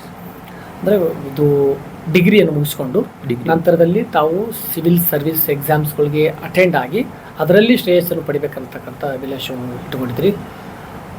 ಹಾಗೆ ಆಗಲಿ ಅಂತ ಹೇಳಿ ನಾವೆಲ್ಲರೂ ಭಾವಿಸ್ತೀವಿ. ಅಲ್ಲದೆ ಪ್ರಸ್ತುತ ನಿಮ್ಮ ರ್ಯಾಂಕ್ ಯಾವ ಕಾಲೇಜ್ ದೊರಿಬೋದು ಅಂತಕ್ಕಂಥ, ಈಗೇನು ಅಡ್ಮಿಷನ್ ತೊಗೋಬೇಕಾದ್ರೆ ನೀಟಿಂದ ಈ ಒಂದು ರ್ಯಾಂಕಿಗೆ 190ನೇ ರ್ಯಾಂಕಿಗೆ ಯಾವ ಕಾಲೇಜ್ನಲ್ಲಿ ಅಡ್ಮಿಷನ್ ಸಿಗ್ಬೋದು ಅನ್ನೋದು ಕಳೆದ ಸಾಲಿನ ಒಂದು ಕಟ್ ಆಫ್ಗಳನ್ನು ನೋಡಿಕೊಂಡಾಗ, ಯಾಕಂದರೆ ಏಮ್ಸ್ನಲ್ಲಿ ಎಲ್ಲ ಕಡೆ ನಿಮಗೆ ದೊರಿಬೋದು ಎಕ್ಸೆಪ್ಟ್ ದೆಹಲಿ ಬಿಟ್ಟರೆ ಉಳಿದಿರ್ತಕ್ಕಂಥ ಎಲ್ಲ ಏಮ್ಸ್ ಕಾಲೇಜ್ನಲ್ಲಿ ನಿಮಗೆ ದೊರಿಬೋದು. ನೀವು ಯಾವ ಕಾಲೇಜನ್ನು ತೆಗೆದುಕೊಳ್ಬೇಕು, ಆಯ್ಕೆ ಮಾಡ್ಕೊಳ್ಬೇಕು ಅಂತಕ್ಕಂಥ ಇಚ್ಛೆಯನ್ನು ಇಟ್ಕೊಂಡಿದ್ರಿ? ಸರಿ, ನಾ ಇಚ್ಛಿಸಿದ್ದು ಏಮ್ಸ್ ಎಲ್ಲಿ ಇತ್ತು ರೀ ಸರ್ ಮೊದಲು ರೀ. ಅಷ್ಟೇ, ಇದು ಸ್ವಲ್ಪ ಇನ್ನೊಂದು ಸ್ವಲ್ಪ ರ್ಯಾಂಕ್ ಬೇಕಾದ್ರೆ ಅದಕ್ಕೆ ಜಿಪ್ಮಾರತ್ ಕಾಲೇಜ್ ಅದ ರೀ ಪಾಂಡಿಚೇರಿ, ಮತ್ತು ಏಮ್ಸ್ ಭೋಪಾಲತ್ ನೋಡುತ್ತೀನಿ ರೀ ಸರಿ. ಇನ್ನೊಂದು ಸ್ವಲ್ಪ ಟೈಮ್ ಅದ, ಇನ್ನು ಆಲೋಚನೆ ಮಾಡಬೇಕು. ಯಾಕಂದರೆ ಏಮ್ಸ್ಗೆ ಸರಿಸಾಟಿ ಆಗಿರ್ತಕ್ಕಂಥ, ಡೆಹಲಿಗೆ ಸರಿಸಾಟಿ ಆಗಿರೋದು JIPMER, Jawaharlal Nehru institute of medical science research centre ಏನಿದೆ, ಇದು ಪುದುಚೇರಿಯಲ್ಲಿ ಒಂದೇ ಇದೆ, ಇಡೀ ರಾಷ್ಟ್ರದಲ್ಲಿ ಒಂದೇ ಒಂದು. ಅದರ 2 ಬ್ರಾಂಚ್ ಆಗಿದೆ, ಒಂದು ಕರೈಕಲ್ ಇದೆ, ಒಂದು ಪಾಂಡಿಚೇರಿಯಲ್ಲಿದೆ. ಸೊ ಹಾಗಾಗಿ ಅಂಥ ಕಾಲೇಜ್ ಪಡ್ಕೊಂಡ್ರು ಕೂಡ ಉತ್ತಮ. ಯಾಕಂದರೆ ದೆಹಲಿಯಲ್ಲಿ ಏನು ಸೌಕರ್ಯಗಳಿದ್ದಾವೆ ಅದೇ ರೀತಿಯ ಸೌಕರ್ಯಗಳು ಕೂಡ ಈ ಪಾಂಡಿಚೇರಿಯ ಜಿಪ್ಮಾರ್ದಲ್ಲಿ ಕೂಡ ಇದ್ದಾವೆ. ಯಾಕಂದರೆ ಅದು ಸರಿಸಮನಾಗಿರ್ತಕ್ಕಂಥ ರ್ಯಾಂಕ್ನಲ್ಲಿ ಕೂಡ ಉತ್ತಮವಾಗಿರ್ತಕ್ಕಂಥದ್ದು ಇದೆ. ಹಾಗಾಗಿ ತಮ್ಮ ಒಂದು ಸಮಯ ಇನ್ನೂ ಇದೆ, ಇನ್ನೂ 1 ತಿಂಗಳ ಸಮಯ ಇದೆ. ಅಲ್ಲಿ ತಾವು ಯಾವ ಕಾಲೇಜನ್ನು ಚಾಯ್ಸ್ ಮಾಡ್ಕೊತಿರೋ ಒಳ್ಳೆಯ ಕಾಲೇಜ್ ಸಿಗಲಿ ಅಂತ ತಿಳಿಸಿ ನಾವೆಲ್ಲ ಶಿಕ್ಷಕರ ಪರವಾಗಿ ಬಿಡ್ಕೊಳ್ತೀವಿ. ಅಲ್ಲದೆ ಈ ನೀಟ್ ಪರೀಕ್ಷೆ ತಯಾರಾಗ್ತಕ್ಕಂಥ ವಿದ್ಯಾರ್ಥಿಗಳಿಗೆ ನಿಮಗೆ ಕಿವಿ ಮಾತೇನು? ಸರ್, ನೀಟ್ ಪರೀಕ್ಷೆ ತಯಾರಾಗೋರಂದ್ರೆ ಈಗ ಅಡಲ್ಟ್ ರೀ ಸರ್, ಅವರು 12th 11th ಪ್ರಿಪೇರ್ ಆಗ್ಬೇಕು ರೀ. ಅವ್ರು ಮೇನ್ ಸೋಷಿಯಲ್ ಮೀಡಿಯಲ್ಲಿ ದೂರ ಇರ್ಬೇಕಾಗ್ತದೆ ಸರ್. ಸೋಷಿಯಲ್ ಮೀಡಿಯಾ ಅಂದ್ರೆ ಸ್ವಲ್ಪ ಪೂರ ಡಿಸ್ಟ್ರಾಕ್ಷನ್ ಇಡಿ ಸರ್. ಸ್ವಲ್ಪ ಬುಕ್ಕಿನ ಕಡೆ ಜಾಸ್ತಿ ಗಮನ ಕೊಟ್ಟು, ಈ ಕೆಲವು ಮಂದಿ ಹರಾಡಿ ಈಗ ಯೂಟ್ಯೂಬ್ನದು ಕ್ಲಾಸ್ ಅದು ಕೇಳ್ತಾರೆ ರೀ, ಅಂಥವ್ರನ್ನೂ ಸ್ವಲ್ಪ ಬರೀ ಅಷ್ಟೇ ಕ್ಲಾಸ್ ಅದು ಕೇಳಿ ಬಿಡ್ಬೇಕು ರೀ ಸರ್. ಫೋನ್ ಲ್ಯಾಪ್ಟಾಪ್ ಎಲ್ಲ ಬಿಡ್ಬೇಕು ರೀ ಸರ್. ಮತ್ತು ಬುಕ್ಸ್ ಮೇಲೆ ಜಾಸ್ತಿ ಪ್ರಿಫರ್ ಮಾಡ್ಬೇಕು ರೀ ಸರ್. ಎಲ್ಲ ಕಾಂಪಿಟೇಟಿವ್ ಎಕ್ಸಾಮ್ ಬುಕ್ಸ್ಗಳು ನೋಡ್ಬೇಕು ರೀ. ಮತ್ತು ಯಾವಾಗೂ ಹಿಂಗೆ ಅವ್ರ ಕೈಲಿ ಆಗಲ್ಲ ಅಂತ ಯೋಚನೆ ಮಾಡ್ಬಾರ್ದು. ಆತ್ಮತ್ ಫಿಕ್ಸ್ ಇರ್ಬೇಕು ರೀ ಸರ್. ಮೈಂಡ್ನಾಗ ಫುಲ್ ಮೋಟಿವೇಟೆಡ್ ಇರ್ಬೇಕು ರೀ, ಸೆಲ್ಫ್ ಮೋಟಿವೇಶನ್ ಬೇಕಾಗ್ತದೆ. ಪಾಸಿಟಿವ್ ಥಿಂಕ್ ಮಾಡ್ಬೇಕು, ನಾನು ಮಾಡ್ತೀನಿ, ಸಾಧಿಸ್ತೀನಿ ಅಂತಕ್ಕಂಥ ಒಂದು ಇಚ್ಛೆ ಇದ್ದರೆ ನಾವು ಸಾಧಿಸ್ಬೋದು ಅಂತಕ್ಕಂಥ. ಅಂದರೆ ಒಟ್ಟಾರೆಯಾಗಿ ವಿದ್ಯಾರ್ಥಿಗಳು ಈ ಸೋಷಿಯಲ್ ಮೀಡಿಯಾದ ದೂರ ಇರಬೇಕು. ಇತ್ತೀಚಿನ ದಿನಗಳು ನೋಡಿದಾಗ ಸೋಷಿಯಲ್ ಮೀಡಿಯಾದ ಅಂತಂದರೆ ರೀಲ್ಸ್ ನೋಡೋದಾಗಿರ್ಬೋದು, ಫೇಸ್ಬುಕ್ ಆಗಿರ್ಬೋದು, ಇಂಥದ್ರಲ್ಲೇ ಸಮಯವನ್ನು ಹೆಚ್ಚು ಕಳೀತಾರೆ. ಅದೇ ಸಮಯವನ್ನು ತಾವು ಅಭ್ಯಾಸಕ್ಕೆ ಕೊಟ್ಟಿದ್ದೇ ಆದರೆ ಉತ್ತಮ ಅಂಕಗಳನ್ನು ಪಡಿಸ್ಬೋದು ಅಂತಕ್ಕಂಥದ್ದಿದೆ.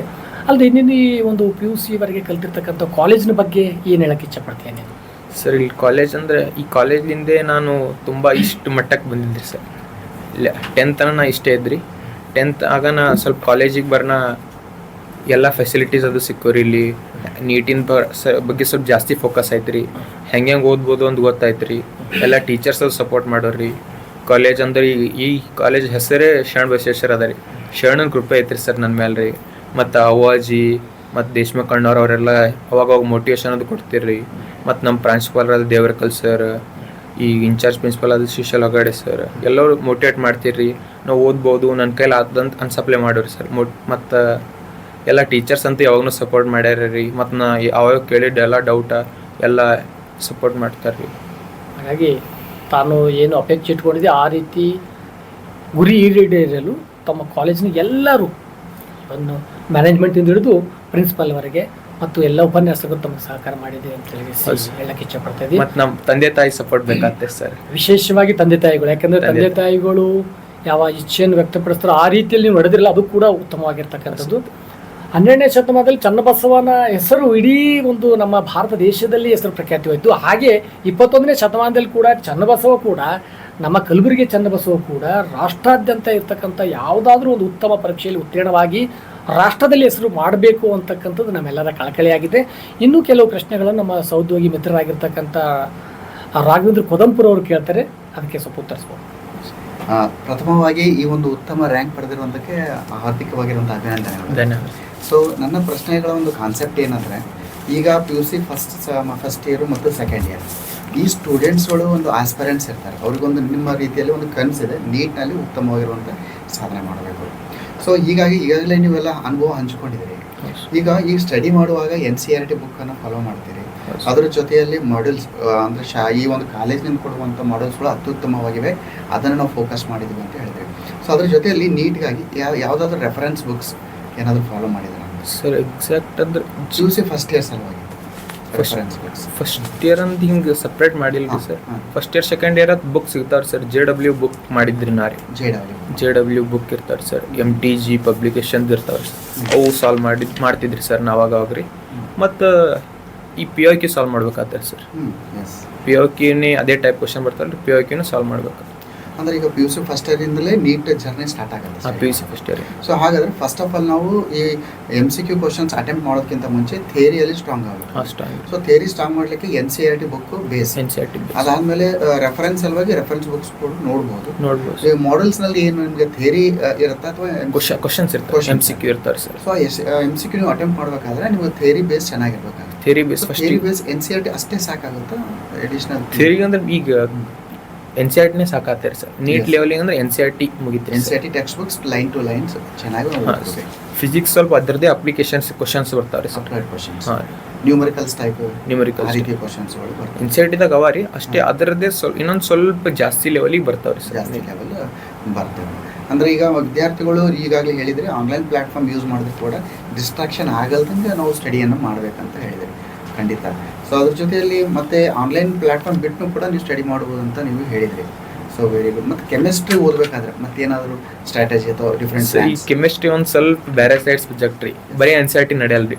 ಫಿಸಿಕ್ಸ್ ಅಂದ್ರೆ ಸ್ವಲ್ಪ NCERT ಬಿಟ್ಟು ಕ್ವಶನ್ ಜಾಸ್ತಿ ಮಾಡ್ರೆ ಬರ್ತಾರೆ ಸರ್. ಬಯಾಲಜಿ ಅಂದ್ರೆ ಬರೀ NCERT ಮೇಲೆ ಕೂತ್ರೆ ನಡೀತೀರಿ ಸರ್. ಕೆಮಿಸ್ಟ್ರಿ NCERTನೂ ಬೇಕು ರೀ, ಕ್ವಶನ್ಸ್ ಮಾಡೋದನ್ನ ಎಬಿಲಿಟಿ ಬೇಕು ರೀ. ಈಗ ಫಿಸಿಕಲ್ ಕೆಮಿಸ್ಟ್ರಿ ಅದ ರೀ, NCERTಗಿಂತ ಜಾಸ್ತಿ ಕ್ವಶನ್ ಮಾಡ್ಬೇಕಾಗ್ತಾರೆ ಸರ್. ಆರ್ಗ್ಯಾನಿಕ್ ಕೆಮಿಸ್ಟ್ರಿ ಮತ್ತು ಇನ್ಆರ್ಗ್ಯಾನಿಕ್ ಕೆಮಿಸ್ಟ್ರಿ NCERT ಹೋದ್ರೆ ಸಾಕದು ಸರ್. ಆರ್ಗ್ಯಾನಿಕ್ನು ಸ್ವಲ್ಪ ದೊಡ್ಡ ಕ್ವಶನ್ಸ್ ಅದು ಇರ್ತಾವ್ರಿ ಸರ್. ಅವನು ಸ್ವಲ್ಪ ಪ್ರಾಕ್ಟೀಸ್ ಬೇಕಾದ್ರೆ ಸರ್. ಅಂದರೆ ಈಗ ನೀವು ಅಂತ ಹೇಳಿದಾಗೆ ಫಿಸಿಕ್ಸ್ ಯಾವ ರೀತಿ ನಾವು ಕ್ರ್ಯಾಕ್ ಮಾಡ್ಬೇಕಾದ್ರೆ ಡಿಫ್ರೆಂಟ್ ಪ್ಲಾನ್ ಇದೆ. ಕೆಮಿಸ್ಟ್ರಿ ಬೇರೆ ಮತ್ತು ಬಯಾಲಜಿಯಲ್ಲಿ ಬೇರೆ. ಸೊ ಬಯಾಲಜಿಯಲ್ಲಿ ಏನಾದರೂ ಅಪ್ಲೈಡ್ ಕ್ವಶನ್ಸ್ ಏನಾದರೂ ಬರುತ್ತೆ ಸರ್? ಬಯಾಲಜಿಯಲ್ಲಿ ಬರುತ್ತೆ ಸರ್. ಅಷ್ಟೇ ಈ ಸಾರ್ತಿ ಅಷ್ಟೇ ಒಂದೇ ಒಂದು ಕ್ವಶನ್ ಇತ್ತು ಸರ್. ನೀವು ಲಾಸ್ಟ್ ಇಯರ್ ಕ್ವಶನ್ ಪೇಪರ್ಸ್ ಎಲ್ಲ ರೆಫರ್ ಮಾಡಿದಿರಲ್ಲ? ಹಾಂ ಸರ್, ಬರುತ್ತೆ ಸರ್. ಅಪ್ಲೈಡ್ ಕ್ವಶನ್ಸ್ ಬರುತ್ತೆ. Main applied questions sir NCERT ಪೂರಾ ಕ್ಲಿಯರ್ ಓದಿದ್ರಿ ಯಾವನು ಕ್ವಶನ್ ಸಾಲ್ವ್ ಆಗ್ತಾರೆ ಬಯಾಲಜಿ. ನೀವು ಟೆಕ್ಸ್ಟ್ ಬುಕ್ ಅನ್ನ ಯಾವ ರೀತಿ ಓದಬೇಕು? ಕಾನ್ಸೆಪ್ಟ್ ಬೇಸ್ಡ್, ಕಾನ್ಸೆಪ್ಟ್ ಕ್ಲಿಯರ್ ಮಾಡುವಂತ ಫೋಕಸ್ ಮಾಡ್ರಿ ಅಂತ ನೀವು ಸಜೆಷನ್ ಮಾಡ್ತಾ ಇದ್ದೀರಿ. ಸೊ ಒಟ್ಟಾರೆಯಾಗಿ ನಮ್ಮ ಒಂದು ಈಗ ಆಸ್ಪಿರೆಂಟ್ಸ್ ಭಾಳ ಜನ ನೋಡ್ತಾ ಇದ್ದಾರೆ. ಸೊ ಈ ಆಸ್ಪಿರೆಂಟ್ಸ್ ಏನಪ್ಪ ಅಂದರೆ ಯಾವ್ದು ಮಾಡಬೇಕು ಯಾವ್ದು ಮಾಡಬಾರ್ದು ಅದು ಬಹಳ ಇಂಪಾರ್ಟೆಂಟ್. ಸೊ ವಿದ್ಯಾರ್ಥಿಗಳು ಓಪನ್ ಆಗಿ 10th ಕ್ಲಾಸಿಂದ ಬಂದಿರ್ತಾರೆ. ನೀವು ಹೇಳಿದಾಗೆ ಆ ಸಿಲೆಬಸ್ ಒಂದು ಆರಿಜಿನ್ ಬೇರೆ ಇರ್ತದೆ, ಈ ಒಂದು ರೇಂಜ್ ಬೇರೆ. ಸೊ ಏನು ಮಾಡಬಾರ್ದು ಎಂಬುದೇ ಇಲ್ಲಿ ಭಾಳ ಇಂಪಾರ್ಟೆಂಟ್ ಆಗಿರುವಂಥದ್ದಿದೆ. ಸೊ ಥಿಯರಿ ಸಲುವಾಗಿ NCERT ಬುಕ್ಸು ವಿತ್ ರೆಫರೆನ್ಸ್ ಬುಕ್ಸನ್ನೆಲ್ಲ ಮಾಡ್ಕೋಬಹುದು. ಜಾಸ್ತಿ ನಾವು MCQವನ್ನು ಸಾಲ್ವ್ ಮಾಡ್ತಾ ಹೋದಾಗ how to attempt the MCQ. So ಆ ಒಂದು ಸ್ಕಿಲ್ಲನ್ನು ಮಾಡ್ಕೋಬೇಕಂತ ನೀವು ಹೇಳ್ತಾ ಇದ್ದೀರಿ. ಸೊ ಭಾಳ ಉತ್ತಮವಾಗಿರುವಂಥ ವಿಷಯ ಆಗಿದೆ. ಈಗ ನಿಮಗೆ ಫಿಸಿಕ್ಸ್, ಕೆಮಿಸ್ಟ್ರಿ, ಬಯಾಲಜಿ 3 ವಿಷಯಗಳನ್ನು ತಯಾರಿ ಮಾಡಿದ್ರಿ. 3 ಎಟ್ ಎ ಟೈಮ್ ಓದಬೇಕಾದ್ರೆ ಯಾವ ರೀತಿ ತಯಾರು ಮಾಡ್ಕೊಂಡಿದ್ರಿ ಸರ್? ಬಯಾಲಜಿ ಅಂದರೆ NCERT ಓದಬೇಕಿತ್ತು ರೀ ಸರ್. ಅದಕ್ಕೆ ಸಿಂಕ್ ಟೈಮ್ ಇಟ್ಟಿದ್ರಿ ಸರ್. ಈಗ ಬಯಾಲಜಿ ಕೆಲವೊಂದು ಸಾರ್ತಿ ಮೈಂಡ್ ಫ್ರೆಶ್ ಬೇಕಾತ್ರಿ ಸರ್. ಬಯಾಲಜಿ ಓದಕ್ಕೂ ಸಾಲ್ವ್ ಮಾಡೋಕೆ ರೀ. ಎಕ್ಸಾಮ್ ನಾನು ಬಯಾಲಜಿ ಪೂರಾ ಈಸಿ ಸಬ್ಜೆಕ್ಟ್ ಸರ್ ಅದ ರೀ, ಜಲ್ದಿ ಸಾಲ್ವ್ ಆಗ್ತಾವೆ ರೀ. ಮತ್ತು ಓದೋ ಮಟ್ಟಿಗೆ ಒಂದು ಸಾರ್ತಿ ಓದಿ ಅಂದ್ರೆ ಜಲ್ದಿ ನೆನಪು ಉಳಿತಾರೆ ಸರ್ ಬಯಾಲಜಿ ರೀ.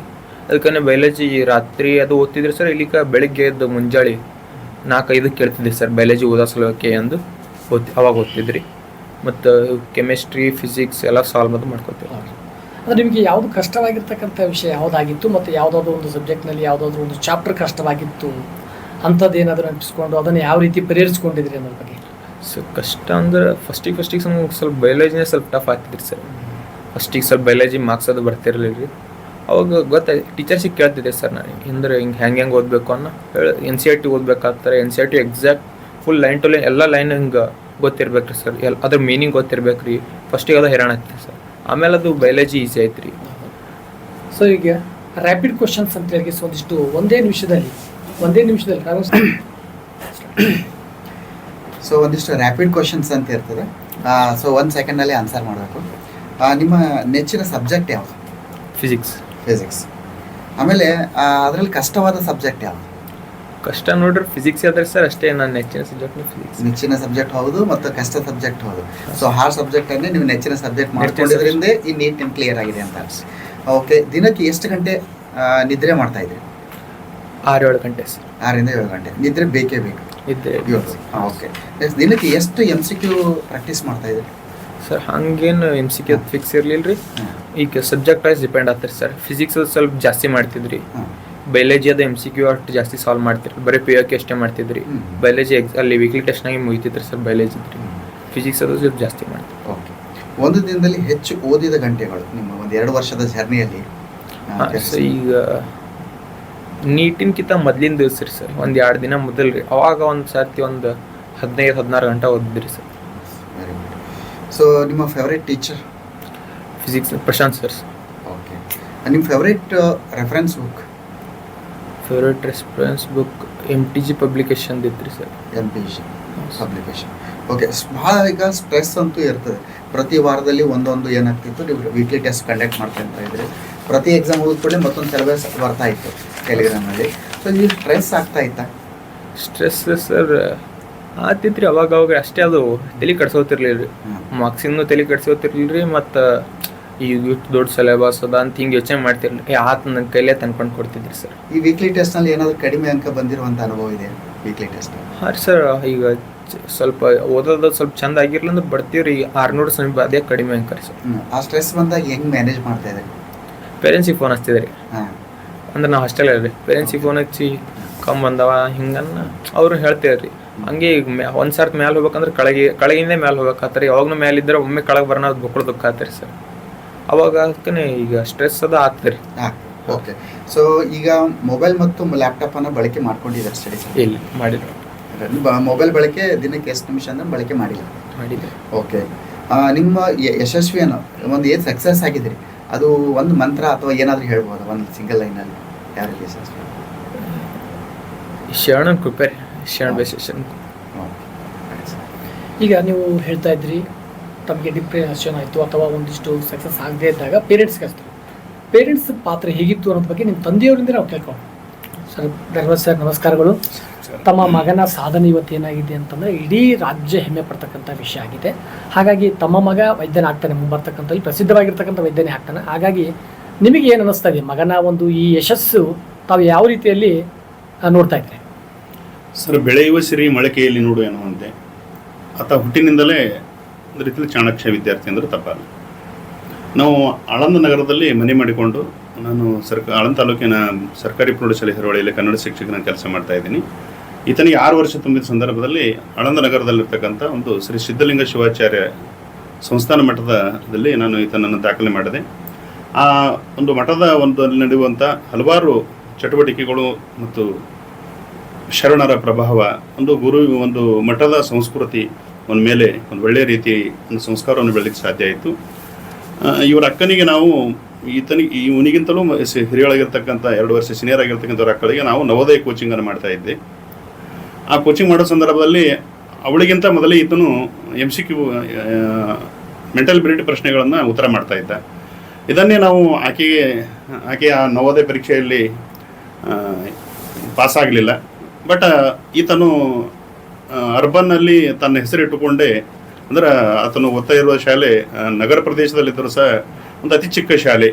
ಇದರ ಸಹ ಒಂದು ಒಳ್ಳೆಯ ಸಂಸ್ಕಾರ ಮತ್ತು ಆ ಮಠದ ಮತ್ತು ಅಲ್ಲಿ ಇರ್ತಕ್ಕಂಥ ಶಿಕ್ಷಕರ ಪ್ರೋತ್ಸಾಹ ಮತ್ತು ನಮ್ಮ ಮನೆಯಲ್ಲಿ ಮಾಡತಕ್ಕಂಥ ಎಲ್ಲ ತಯಾರಿಯೊಂದಿಗೆ ಆತ ನವೋದಯ ಶಾಲೆಯನ್ನು ಸೇರಿಕೊಂಡ. ನವೋದಯ ಶಾಲೆಯಲ್ಲಿ ಸುಮಾರು 5 ವರ್ಷಗಳ ಓದುವ ಸಂದರ್ಭದಲ್ಲಿ ಕೊರೋನಾ ಎಂಬ ಮಹಾಮಾರಿ ಜಗತ್ತಿಗೆ ಕಾಡ್ತು. ಆ ಸಂದರ್ಭದಲ್ಲಿ ನಾನು ಪ್ರೌಢಶಾಲಾ ಶಿಕ್ಷಕನಾಗೋದಕ್ಕಿಂತ ಮೊದಲು ಪ್ರಾಥಮಿಕ ಶಾಲೆ ಶಿಕ್ಷಕನಾಗಿ ವಿಶೇಷವಾಗಿ ಗಣಿತ ಶಿಕ್ಷಕಂದ್ರೆ ತಪ್ಪಲ್ಲ, ಆತನಿಗೆ ನನಗೆ ಬರ್ತಕ್ಕಂಥ ಎಲ್ಲ ಗಣಿತದ ಪರಿಕಲ್ಪನೆಗಳನ್ನು ನಾನು ಬಿಡುವಿನ ಅವಧಿಯಲ್ಲಿ ಆತನಿಗೆ ಮತ್ತು ಅವರ ಅಕ್ಕಳಿಗೆ ಹೇಳಿಕೊಡ್ತಿದ್ದೆ. ಅದು ಆತನಿಗೆ ಇವತ್ತು ಆತ ಫಿಸಿಕ್ಸ್ನಲ್ಲಿ ಒಂದು ಇಂಟ್ರೆಸ್ಟ್ ಬರಲಿಕ್ಕೆ ಕಾರಣ ಅಂದ್ರೆ ನಾವು ಕಲಿಸಿರ್ತಕ್ಕಂಥ ಮೆಥಮೆಟಿಕ್ಸ್ ಕಾರಣ ಅಂತಕ್ಕಂಥ ಮಾತನ್ನು ಹಲವಾರು ಸಂದರ್ಭದಲ್ಲಿ ಆತ ನೆನ್ಪಂಡುಕೊಳ್ತಾನೆ. ಮತ್ತು ಆತ 10ನೇ ತರಗತಿ ಇರೋ ಸಂದರ್ಭದಲ್ಲಿ ಆತನು ಲ್ಯಾಂಗ್ವೇಜ್ಗೆ ಯಾವಾಗೂ ಒತ್ತು ಕೊಟ್ಟಿರಲಿಲ್ಲ. ಹೀಗಾಗಿ ಆತನ ಲ್ಯಾಂಗ್ವೇಜ್ದಲ್ಲಿ ನಾನು ನಮ್ಮ ಲ್ಯಾಂಗ್ವೇಜ್ ಟೀಚರ್ಸ್ ನಾವು ನವೋದಯ ಶಾಲೆ ಓದುವಾಗ ಲ್ಯಾಂಗ್ವೇಜ್ ಟೀಚರ್ಸ್ ನನಗೆ ಹೇಳ್ತಾ ಇದ್ದರು, ಸರ್ ಸ್ವಲ್ಪ ನೀವು ಇಂಗ್ಲೀಷ್ ಒತ್ತು ಕೊಡ್ಲಿಕ್ಕೆ ಹೇಳ್ರಿ ಅಂತ. ನಾನು ಕೇಳಿದಾಗ ಆತ ಹೇಳ್ತಾ ಇದ್ದ, ಸರ್ ನಾನು ಸೈನ್ಸ್ ಮತ್ತು ಗಣಿತಕ್ಕೆ ಹೆಚ್ಚು ಒತ್ತು ಕೊಡ್ತಾ ಇದ್ದೀನಿ, ಮುಂದೆ ಬರೆಯುವಂಥ ಪರೀಕ್ಷೆಗಳಿಗೆ ಅನುಕೂಲ ಆಗುತ್ತದೆ ಅಂತ ಹೇಳಿ ಆತ ಮಾಡಿರ್ತಕ್ಕಂಥ ಯಶಸ್ವಿ ನಿಟ್ಟಿನಲ್ಲಿ 2024 ಫೆಬ್ರವರಿ ನಡೆದಿರ್ತಕ್ಕಂಥ ಒಂದು ಚಿರಂಜೀವಿ ದೊಡ್ಡಪ್ಪ ಸ್ಕಾಲರ್ಶಿಪ್ ಯೋಜನೆ ಅಡಿಯಲ್ಲಿ ಆತನು SBRಗೆ ಸೇರಿಕೊಂಡ. SBRಗೆ ಸೇರಿಕೊಂಡ ನಂತರ ಆತನು ಎಂದೂ ಸಹ 600 ಕೆಳಗಡೆ ಅಂಕಗಳನ್ನು ಒಂದು ಅಥವಾ 2 ಬಾರಿ ಪಡೆದಿರಬಹುದು. ಆತನು ಒಳ್ಳೆಯ ಒಂದು ಸ್ಕೋರ್ ಮಾಡಿದ್ದಾನೆ. ಮತ್ತು ಇಟೆಲ್ಲ ಒಂದು ಸ್ಕೋರ್ ಆಗ್ಲಿಕ್ಕೆ ನಾವು ಎಂದೂ ಸಹ ಆತನನ್ನು ಒತ್ತಡ ಹಾಕಿ ನೀನು ಇಷ್ಟೇ ಮಾರ್ಕ್ ಮಾಡಬೇಕು ಅಂತಕ್ಕಂಥ ಮಕ್ಕಳ ಮೇಲೆ ಒತ್ತಡ ಹಾಕಬಾರ್ದು ಅಂತಕ್ಕಂಥ, ಯಾಕಂದ್ರೆ ನಾವೆಲ್ಲ ಸೈಕಾಲಜಿ ಓದಿರತಕ್ಕಂಥ ಶಿಕ್ಷಕರು ಅದಕ್ಕೆ ನಾವು ನಮ್ಮ ಕ್ಲಾಸ್ ರೂಮ್ನಲ್ಲಿ ಒತ್ತಡ ಹಾಕಬಾರ್ದು ಮತ್ತು ನಾವು ಯಾರು ಹಾಕೇಬಾರ್ದು, ಹಾಕೋದಿಲ್ಲ. ಆ ರೀತಿ ನಮ್ಮ ಮಕ್ಕಳಿಗೆ ಇಷ್ಟೇ ಮಾರ್ಕ್ ಬರಬೇಕು, ಎಂದೂ ಮಕ್ಕಳಿಗೆ ನಾನು ಯಾವುದೇ ಸಂಸ್ಥೆಯಲ್ಲಿ ಫಸ್ಟ್ ಬರಬೇಕು ಅನ್ನುವಂಥ ಮಾತನ್ನು ನಾನು ಎಂದೂ ಹೇಳೋದಿಲ್ಲ. ಹಲವಾರು ಬಾರಿ ಈತನ ರ್ಯಾಂಕ್ 2 ಇರ್ತಿತ್ತು. ನಾನು ಪೇರೆಂಟ್ಸ್ ಮೀಟಿಂಗ್ ಸಂದರ್ಭದಲ್ಲಿ ಶಿಕ್ಷಕರೊಬ್ಬರು ಕೇಳಿದ್ರು, ನಮ್ಮ ಉಪನ್ಯಾಸಕರು, ಈತನ ರ್ಯಾಂಕ್ 1 ಬರ್ತಾ ಇಲ್ಲ ಸರ್, ಫಸ್ಟ್ ಬಂದಾಗ ನೆಕ್ಸ್ಟ್ ಏನ್ರಿ ಸರ್ ಅಂತ ಕೇಳಿದ. ಇರಲಿ 2, 3, 4, ಯಾಕಂದ್ರೆ ಗೆಲುವು ಅಂತಕ್ಕಂಥದ್ದು ಮೆಟ್ಟಿಲುಗಳು ಹಂತವಾಗಿ ಮೇಲೆ ಇರಬೇಕು ಅಂತಕ್ಕಂಥ ನಿಟ್ಟಿನೊಳಗೆ ಆತ ನವೋದಯ ಶಾಲೆಯಲ್ಲಿ 2ನೇ ರ್ಯಾಂಕನ್ನು ಪಡೆದ ಶಾಲೆಗೆ 473 ಅಂಕಗಳನ್ನ 500ಕ್ಕೆ ಪಡೆದ. ಇನ್ನು ಪ್ರಥಮ ಬಂದಿರತಕ್ಕಂಥ ವಿದ್ಯಾರ್ಥಿ 474 ಪಡೆದ. ನಾವು ಯಾವುದೂ ರ್ಯಾಂಕಿನ ಹಿಂದೆ, ಮಾರ್ಕ್ಗಳ ಹಿಂದೆ ನಮ್ಮ ಮೊಮ್ಮಕ್ಕಳನ್ನು ಬೆಳೆಸಬಾರ್ದು. ಕಲಿಕೆ ಅಂತಕ್ಕಂಥದ್ದು, ಜ್ಞಾನ ಅಂತಕ್ಕಂಥದ್ದು ಬಹಳ ಸ್ಥಿರವಾಗಿ ಉಳಿಯುವಂಥದ್ದು. ಆ ನಿಟ್ಟಿನೊಂದಿಗೆ ಪ್ರತಿ ಪರೀಕ್ಷೆ ಸಂದರ್ಭದಲ್ಲಿ ಆತ ಎಷ್ಟು ಇವತ್ತು ಪರೀಕ್ಷೆಗಳಿವೆಯೋ ಎಲ್ಲ ಪರೀಕ್ಷೆಗಳಿಗೆ ಆತನನ್ನು ನಾವು ಪರೀಕ್ಷೆ ತಯಾರಿ ಮಾಡಲಿಕ್ಕೆ ಸಂಸ್ಥೆ ಇತ್ತು. ಆ ಪರೀಕ್ಷೆಗೆ ಏನು ದಾಖಲು ಮಾಡಬೇಕು ಅವೆಲ್ಲ ಪ್ರಕ್ರಿಯೆಗಳನ್ನು ನಾನು ಒಬ್ಬ ತಂದೆಯಾಗಿ ಮತ್ತು ಅವ್ರ ತಾಯಿಯವರು ಸಹ ಒಳ್ಳೆಯ ಒಂದು ಪ್ರೋತ್ಸಾಹ ಇದೆ. ಮತ್ತು ಅವರ ಅಕ್ಕ ಇದೇ ಸಂಸ್ಥೆಯಲ್ಲಿ ಓದಿರುವ ಕಾರಣ, SBR ಸಂಸ್ಥೆಯಲ್ಲಿ ಓದಿರೋ ಕಾರಣ ಎಲ್ಲ ಕೆಲವೊಂದು ಮಾರ್ಗದರ್ಶನ ಮತ್ತು ಎಲ್ಲ ಗುರು ಹಿರಿಯರ, ನಿಮ್ಮಂಥ ಎಲ್ಲ ಶಿಕ್ಷಕ ಮಿತ್ರರ ಮತ್ತು ಕಲಬುರಗಿ ಶರಣನ 12ನೇ ಶತಮಾನದ ಶರಣರ ಹೆಸರಿಟ್ಟುಕೊಂಡ್ರ ಕಾರಣ ಅಲ್ಲಿಂದಲೇ ಒಂದು ಒಳ್ಳೆಯ ಸಂಸ್ಕಾರ ಆತನಿಗೆ ಬೆಳೆದು ಬಂತು. ಮತ್ತು ಇದೇ ರೀತಿ ಒಂದು ಒಳ್ಳೆಯ ಸಂಸ್ಕಾರ ಪಡೆದು ಕಲಬುರಗಿಗೆ ಮತ್ತು ನಮ್ಮ ಊರಿಗೆ ಹೆಸರಿರತಕ್ಕಂಥ ಕೆಲಸ ಮಾಡಲಿ. ಆ ನಿಟ್ಟಿನಲ್ಲಿ ಕಲಬುರಗಿ ಶರಣನ ಕೃಪೆ ಇರಲಿ ಅಂತ ಹೇಳಿ ನಾನು ಆಶಿಸ್ತಾ ಇದ್ದೀನಿ ಸರ್. ಅಂದರೆ ಮನೆಯ ಮೊದಲ ಪಾಠಶಾಲೆ, ತಾಯಿಯ ಮೊದಲ ಗುರು ಅಂತಕ್ಕಂಥದ್ದನ್ನು ತಾವು ನಿಜ ಜೀವನದಲ್ಲಿ ಆ ವಿದ್ಯಾರ್ಥಿಗಳಿಗೆ ಅನುಭವಿಸಿದ್ದಾನೆ. ಯಾಕಂದರೆ ಮನೆಯಲ್ಲಿ ತಾವು ಕೂಡ ಶಿಕ್ಷಕರಾಗಿ, ಆ ಮನೆಯವರು ಕೂಡ ಶಿಕ್ಷಕರಾಗಿ ಅವರಿಗೆ ಗಣಿತ ಬೋಧನೆಯನ್ನು ಮತ್ತು ವಿಜ್ಞಾನ ಬೋಧನೆಯನ್ನು ಮನೆಯಲ್ಲಿ ಮಾಡೋದ್ರಿಂದ ಅವನ ಯಶಸ್ಸನ್ನು ಪಡೆದಿದ್ದಾನೆ ಅಂತಕ್ಕಂಥ ಮಾಹಿತಿಗೆ ಧನ್ಯವಾದಗಳು ಸರ್. ಈಗ ಕೊನೆಯದಾಗಿರ್ತಕ್ಕಂಥ ಪ್ರಶ್ನೆ, ಕೊನೆಯ ಪ್ರಶ್ನೆ ಅಂತಂದರೆ, ನೀಟ್ ತಯಾರಿ ಮಾಡ್ತಕ್ಕಂಥ ವಿದ್ಯಾರ್ಥಿಗಳು ಖಂಡಿತವಾಗಿ ನೆನಪಿಟ್ಕೊಳ್ಬೇಕಾಗಿರ್ತಕ್ಕಂಥ ಒಂದು ಮಾತು ಯಾವುದು ಅನ್ನೋದು ಹೇಳಿದರೆ ಉತ್ತಮ ಆಗ್ತದೆ. ನೀಟ್ ತಯಾರಿ ಮಾಡ್ತಿರ್ತಾರೆ, ಖಂಡಿತವಾಗಿ ನೆನಪಿಟ್ಕೊಳ್ಬೇಕು. ಈ ಅಂಶವನ್ನು ನೆನಪಿಟ್ಕೊಂಡ್ರೆ ಅವ್ರ ಯಶಸ್ಸನ್ನು ಸಾಧಿಸ್ಬೋದು ಅಂತಕ್ಕಂಥ ಯಾವುದಾದ್ರೂ ಒಂದು ಮಾತನ್ನು ಹೇಳ್ತಾ. ನೀಟ್ ದೊಡ್ಡ ಜರ್ನಿ ಅದ ರೀ. ಯಾವಾಗೂ ಹಿಂಗೆ ಒಂದು ಸರ್ತಿ ಎಡೋದಾಳಿಗೆ ಬಿಡಬಾರ್ದು ಸರ್. ಈಗ ಕೆಲವು ಮಂದಿ ಹಿಂಗೆ ಒಂದು ಟೆಸ್ಟ್ ಚೆಂದ ಹೋಗಿಲ್ಲ ಅಂತ ಪೂರಾ ಬಿಟ್ಟೇ ಬಿಡ್ತಾರೆ ಸರ್. ನನ್ನ ಕೈಲಿ ಆಗಲ್ಲ ಯಾವ್ದಂತ ಬಿಡ್ತಾರೆ ಕೆಲವು ಮಂದಿ. ಅದು ಬಿಡಬಾರ್ದು ಸರ್. ಒಟ್ಟು ಏನಕ್ಕಲ್ಲ ಅವ್ರ ಕೈಲಿ ಪಾಸಿಟಿವ್ ಥಿಂಕ್ ಮಾಡ್ಬೇಕು ಸರ್. ಯಾವಾಗ್ನೂ ಆತದ ಅಂತ ತಿಳ್ಕೊಬೇಕ್ರಿ. ಎಷ್ಟು ಮಾರ್ಕ್ಸೇ ಬರಲಿಲ್ಲ ಅಂದ್ರೂ ಆತದ ತಿಳ್ಕೊಬೇಕು ಸರ್. ಅವಾಗೇ ಮುಂದಕ್ಕೆ ಹೋಗ್ಲಿಕ್ಕೆ ಆಗ್ತದೆ ರೀ. ಫಸ್ಟ್ ಈಗ ರ್ಯಾಂಕ್ ಮಾರ್ಕ್ಸ್ ಏನೂ ನೋಡ್ಬಾರ್ದು ಸರ್. ಅದು ಅಂದರೆ try and try but don't CRY ಅನ್ನುವ ಮಾತಿನ ಹಾಗೆ ತಾವು ಯಾವುದೇ ವಿಷಯದಲ್ಲಿ ಫೇಲ್ ಆದರೂ ಕೂಡ ಪ್ರಯತ್ನವನ್ನು, ಸತತವಾಗಿರ್ತಕ್ಕಂಥ ಪ್ರಯತ್ನವನ್ನು ಮಾಡಿದ್ದೆ ಆದರೆ ಯಶಸ್ಸನ್ನು ಸಾಧಿಸ್ಬೋದು ಅನ್ನೋದಕ್ಕೆ ಸ್ಪಷ್ಟ ನಿದರ್ಶನ ತಾವೇ ಆಗಿದ್ರಿ. ಹಾಗಾಗಿ ವಿದ್ಯಾರ್ಥಿಗಳೇ, ಇಲ್ಲಿವರೆಗೆ ಸುಮಾರು ನಮಗೆ ಅನೇಕ ಮಕ್ಕಳಿರ್ತಕ್ಕಂಥ ಮನಸ್ಸಿನ ಪ್ರಶ್ನೆಗಳನ್ನು ನಾವು ಕೇಳೋದ್ರ ಮೂಲಕ ಆ ವಿದ್ಯಾರ್ಥಿಗಳು ನೀಟ್ ತಯಾರಿ ಮಾಡಬಹುದು ಆಗಿರ್ತಕ್ಕಂಥ ಹಿನ್ನೆಲೆಯಲ್ಲಿ ಈ ಒಂದು ಕಾರ್ಯಕ್ರಮವನ್ನು ನೆರವೇರಿಸಿಕೊಡಲು ಈ ಒಂದು ಕಾಲೇಜಿನ ಪ್ರಾಂಶುಪಾಲರು ಮತ್ತು ಉಪಪ್ರಾಂಶುಪಾಲರು ಸಹಕಾರ ಮಾಡಿದರೆ ಅವರಿಗೆ ಧನ್ಯವಾದವನ್ನು ಅರ್ಪಿಸ್ತಾ, ಕೊನೆಯದಾಗಿ ಬೆಟ್ಟವನ್ನು ಹತ್ತುವ ಮೊದಲು ಅಸಾಧ್ಯವಾದ ಕೆಲಸ ಎನಿಸುತ್ತದೆ. ಬೆಟ್ಟವನ್ನು ಹತ್ತಬೇಕಾದ್ರೆ ಮೊದಲು ಅಸಾಧ್ಯವಾಗಿರ್ತಕ್ಕಂಥದ್ದು ಎನಿಸ್ತದೆ. ಬೆಟ್ಟ ಹತ್ತಿದ ಮೇಲೆ ಅದು ನಮ್ಮ ಕಾಲ ಕೆಳಗೆ ಇರುತ್ತದೆ. ಅಸಾಧ್ಯವಾದದ್ದು ಯಾವುದಿಲ್ಲ, ಪರಿಶ್ರಮವೇ ಬೇಕು ಅಂತಕ್ಕಂಥ ಮಾತನ್ನು ಹೇಳ್ತಾ, ಪರಿಶ್ರಮಕ್ಕೆ ಯಶಸ್ಸಿದೆ, ಪರಿಶ್ರಮ ಪಟ್ಟಿದ್ದೆ ಆದರೆ ತಮಗೆ ಸಕ್ಸಸ್ ಅಂತಕ್ಕಂಥ ಆಗುತ್ತೆ. ಸೊ ಹಾಗಾಗಿ ಎಲ್ಲ ವಿದ್ಯಾರ್ಥಿಗಳು ಪರಿಶ್ರಮವನ್ನು ಪಡಬೇಕು, ಶ್ರಮವನ್ನು ಪಟ್ಟಿದ್ದೆ ಆದರೆ ಅಸಾಧ್ಯವಾಗಿದ್ದು ಯಾವುದೂ ಇಲ್ಲ ಅಂತಕ್ಕಂಥ ಮಾತನ್ನು ಹೇಳ್ತಾ, ಇಲ್ಲಿವರೆಗೆ ನೀವು ಆಳಂದ ನಗರದಿಂದ ಬಂದುಬಿಟ್ಟು ನಮ್ಮ ಒಂದು ವಿಶೇಷವಾಗಿರ್ತಕ್ಕಂಥ ಸಂದರ್ಶನಕ್ಕಾಗಿ ತಮಗೆ ಮತ್ತು ತಮ್ಮ ತಂದೆಯವರಿಗೆ ಹೃತ್ಪೂರ್ವಕವಾಗಿರ್ತಕ್ಕಂಥ ಧನ್ಯವಾದಗಳು ಅರ್ಪಿಸ್ತೇನೆ. ಧನ್ಯವಾದ. ಮತ್ತೇನು ಕೇಳ್ತೇನೆ ಸರ್, ನೀವೇನಾದಿಲ್ಲ, ನೀವೆಂಥದೂ ಮಾಡೋದು.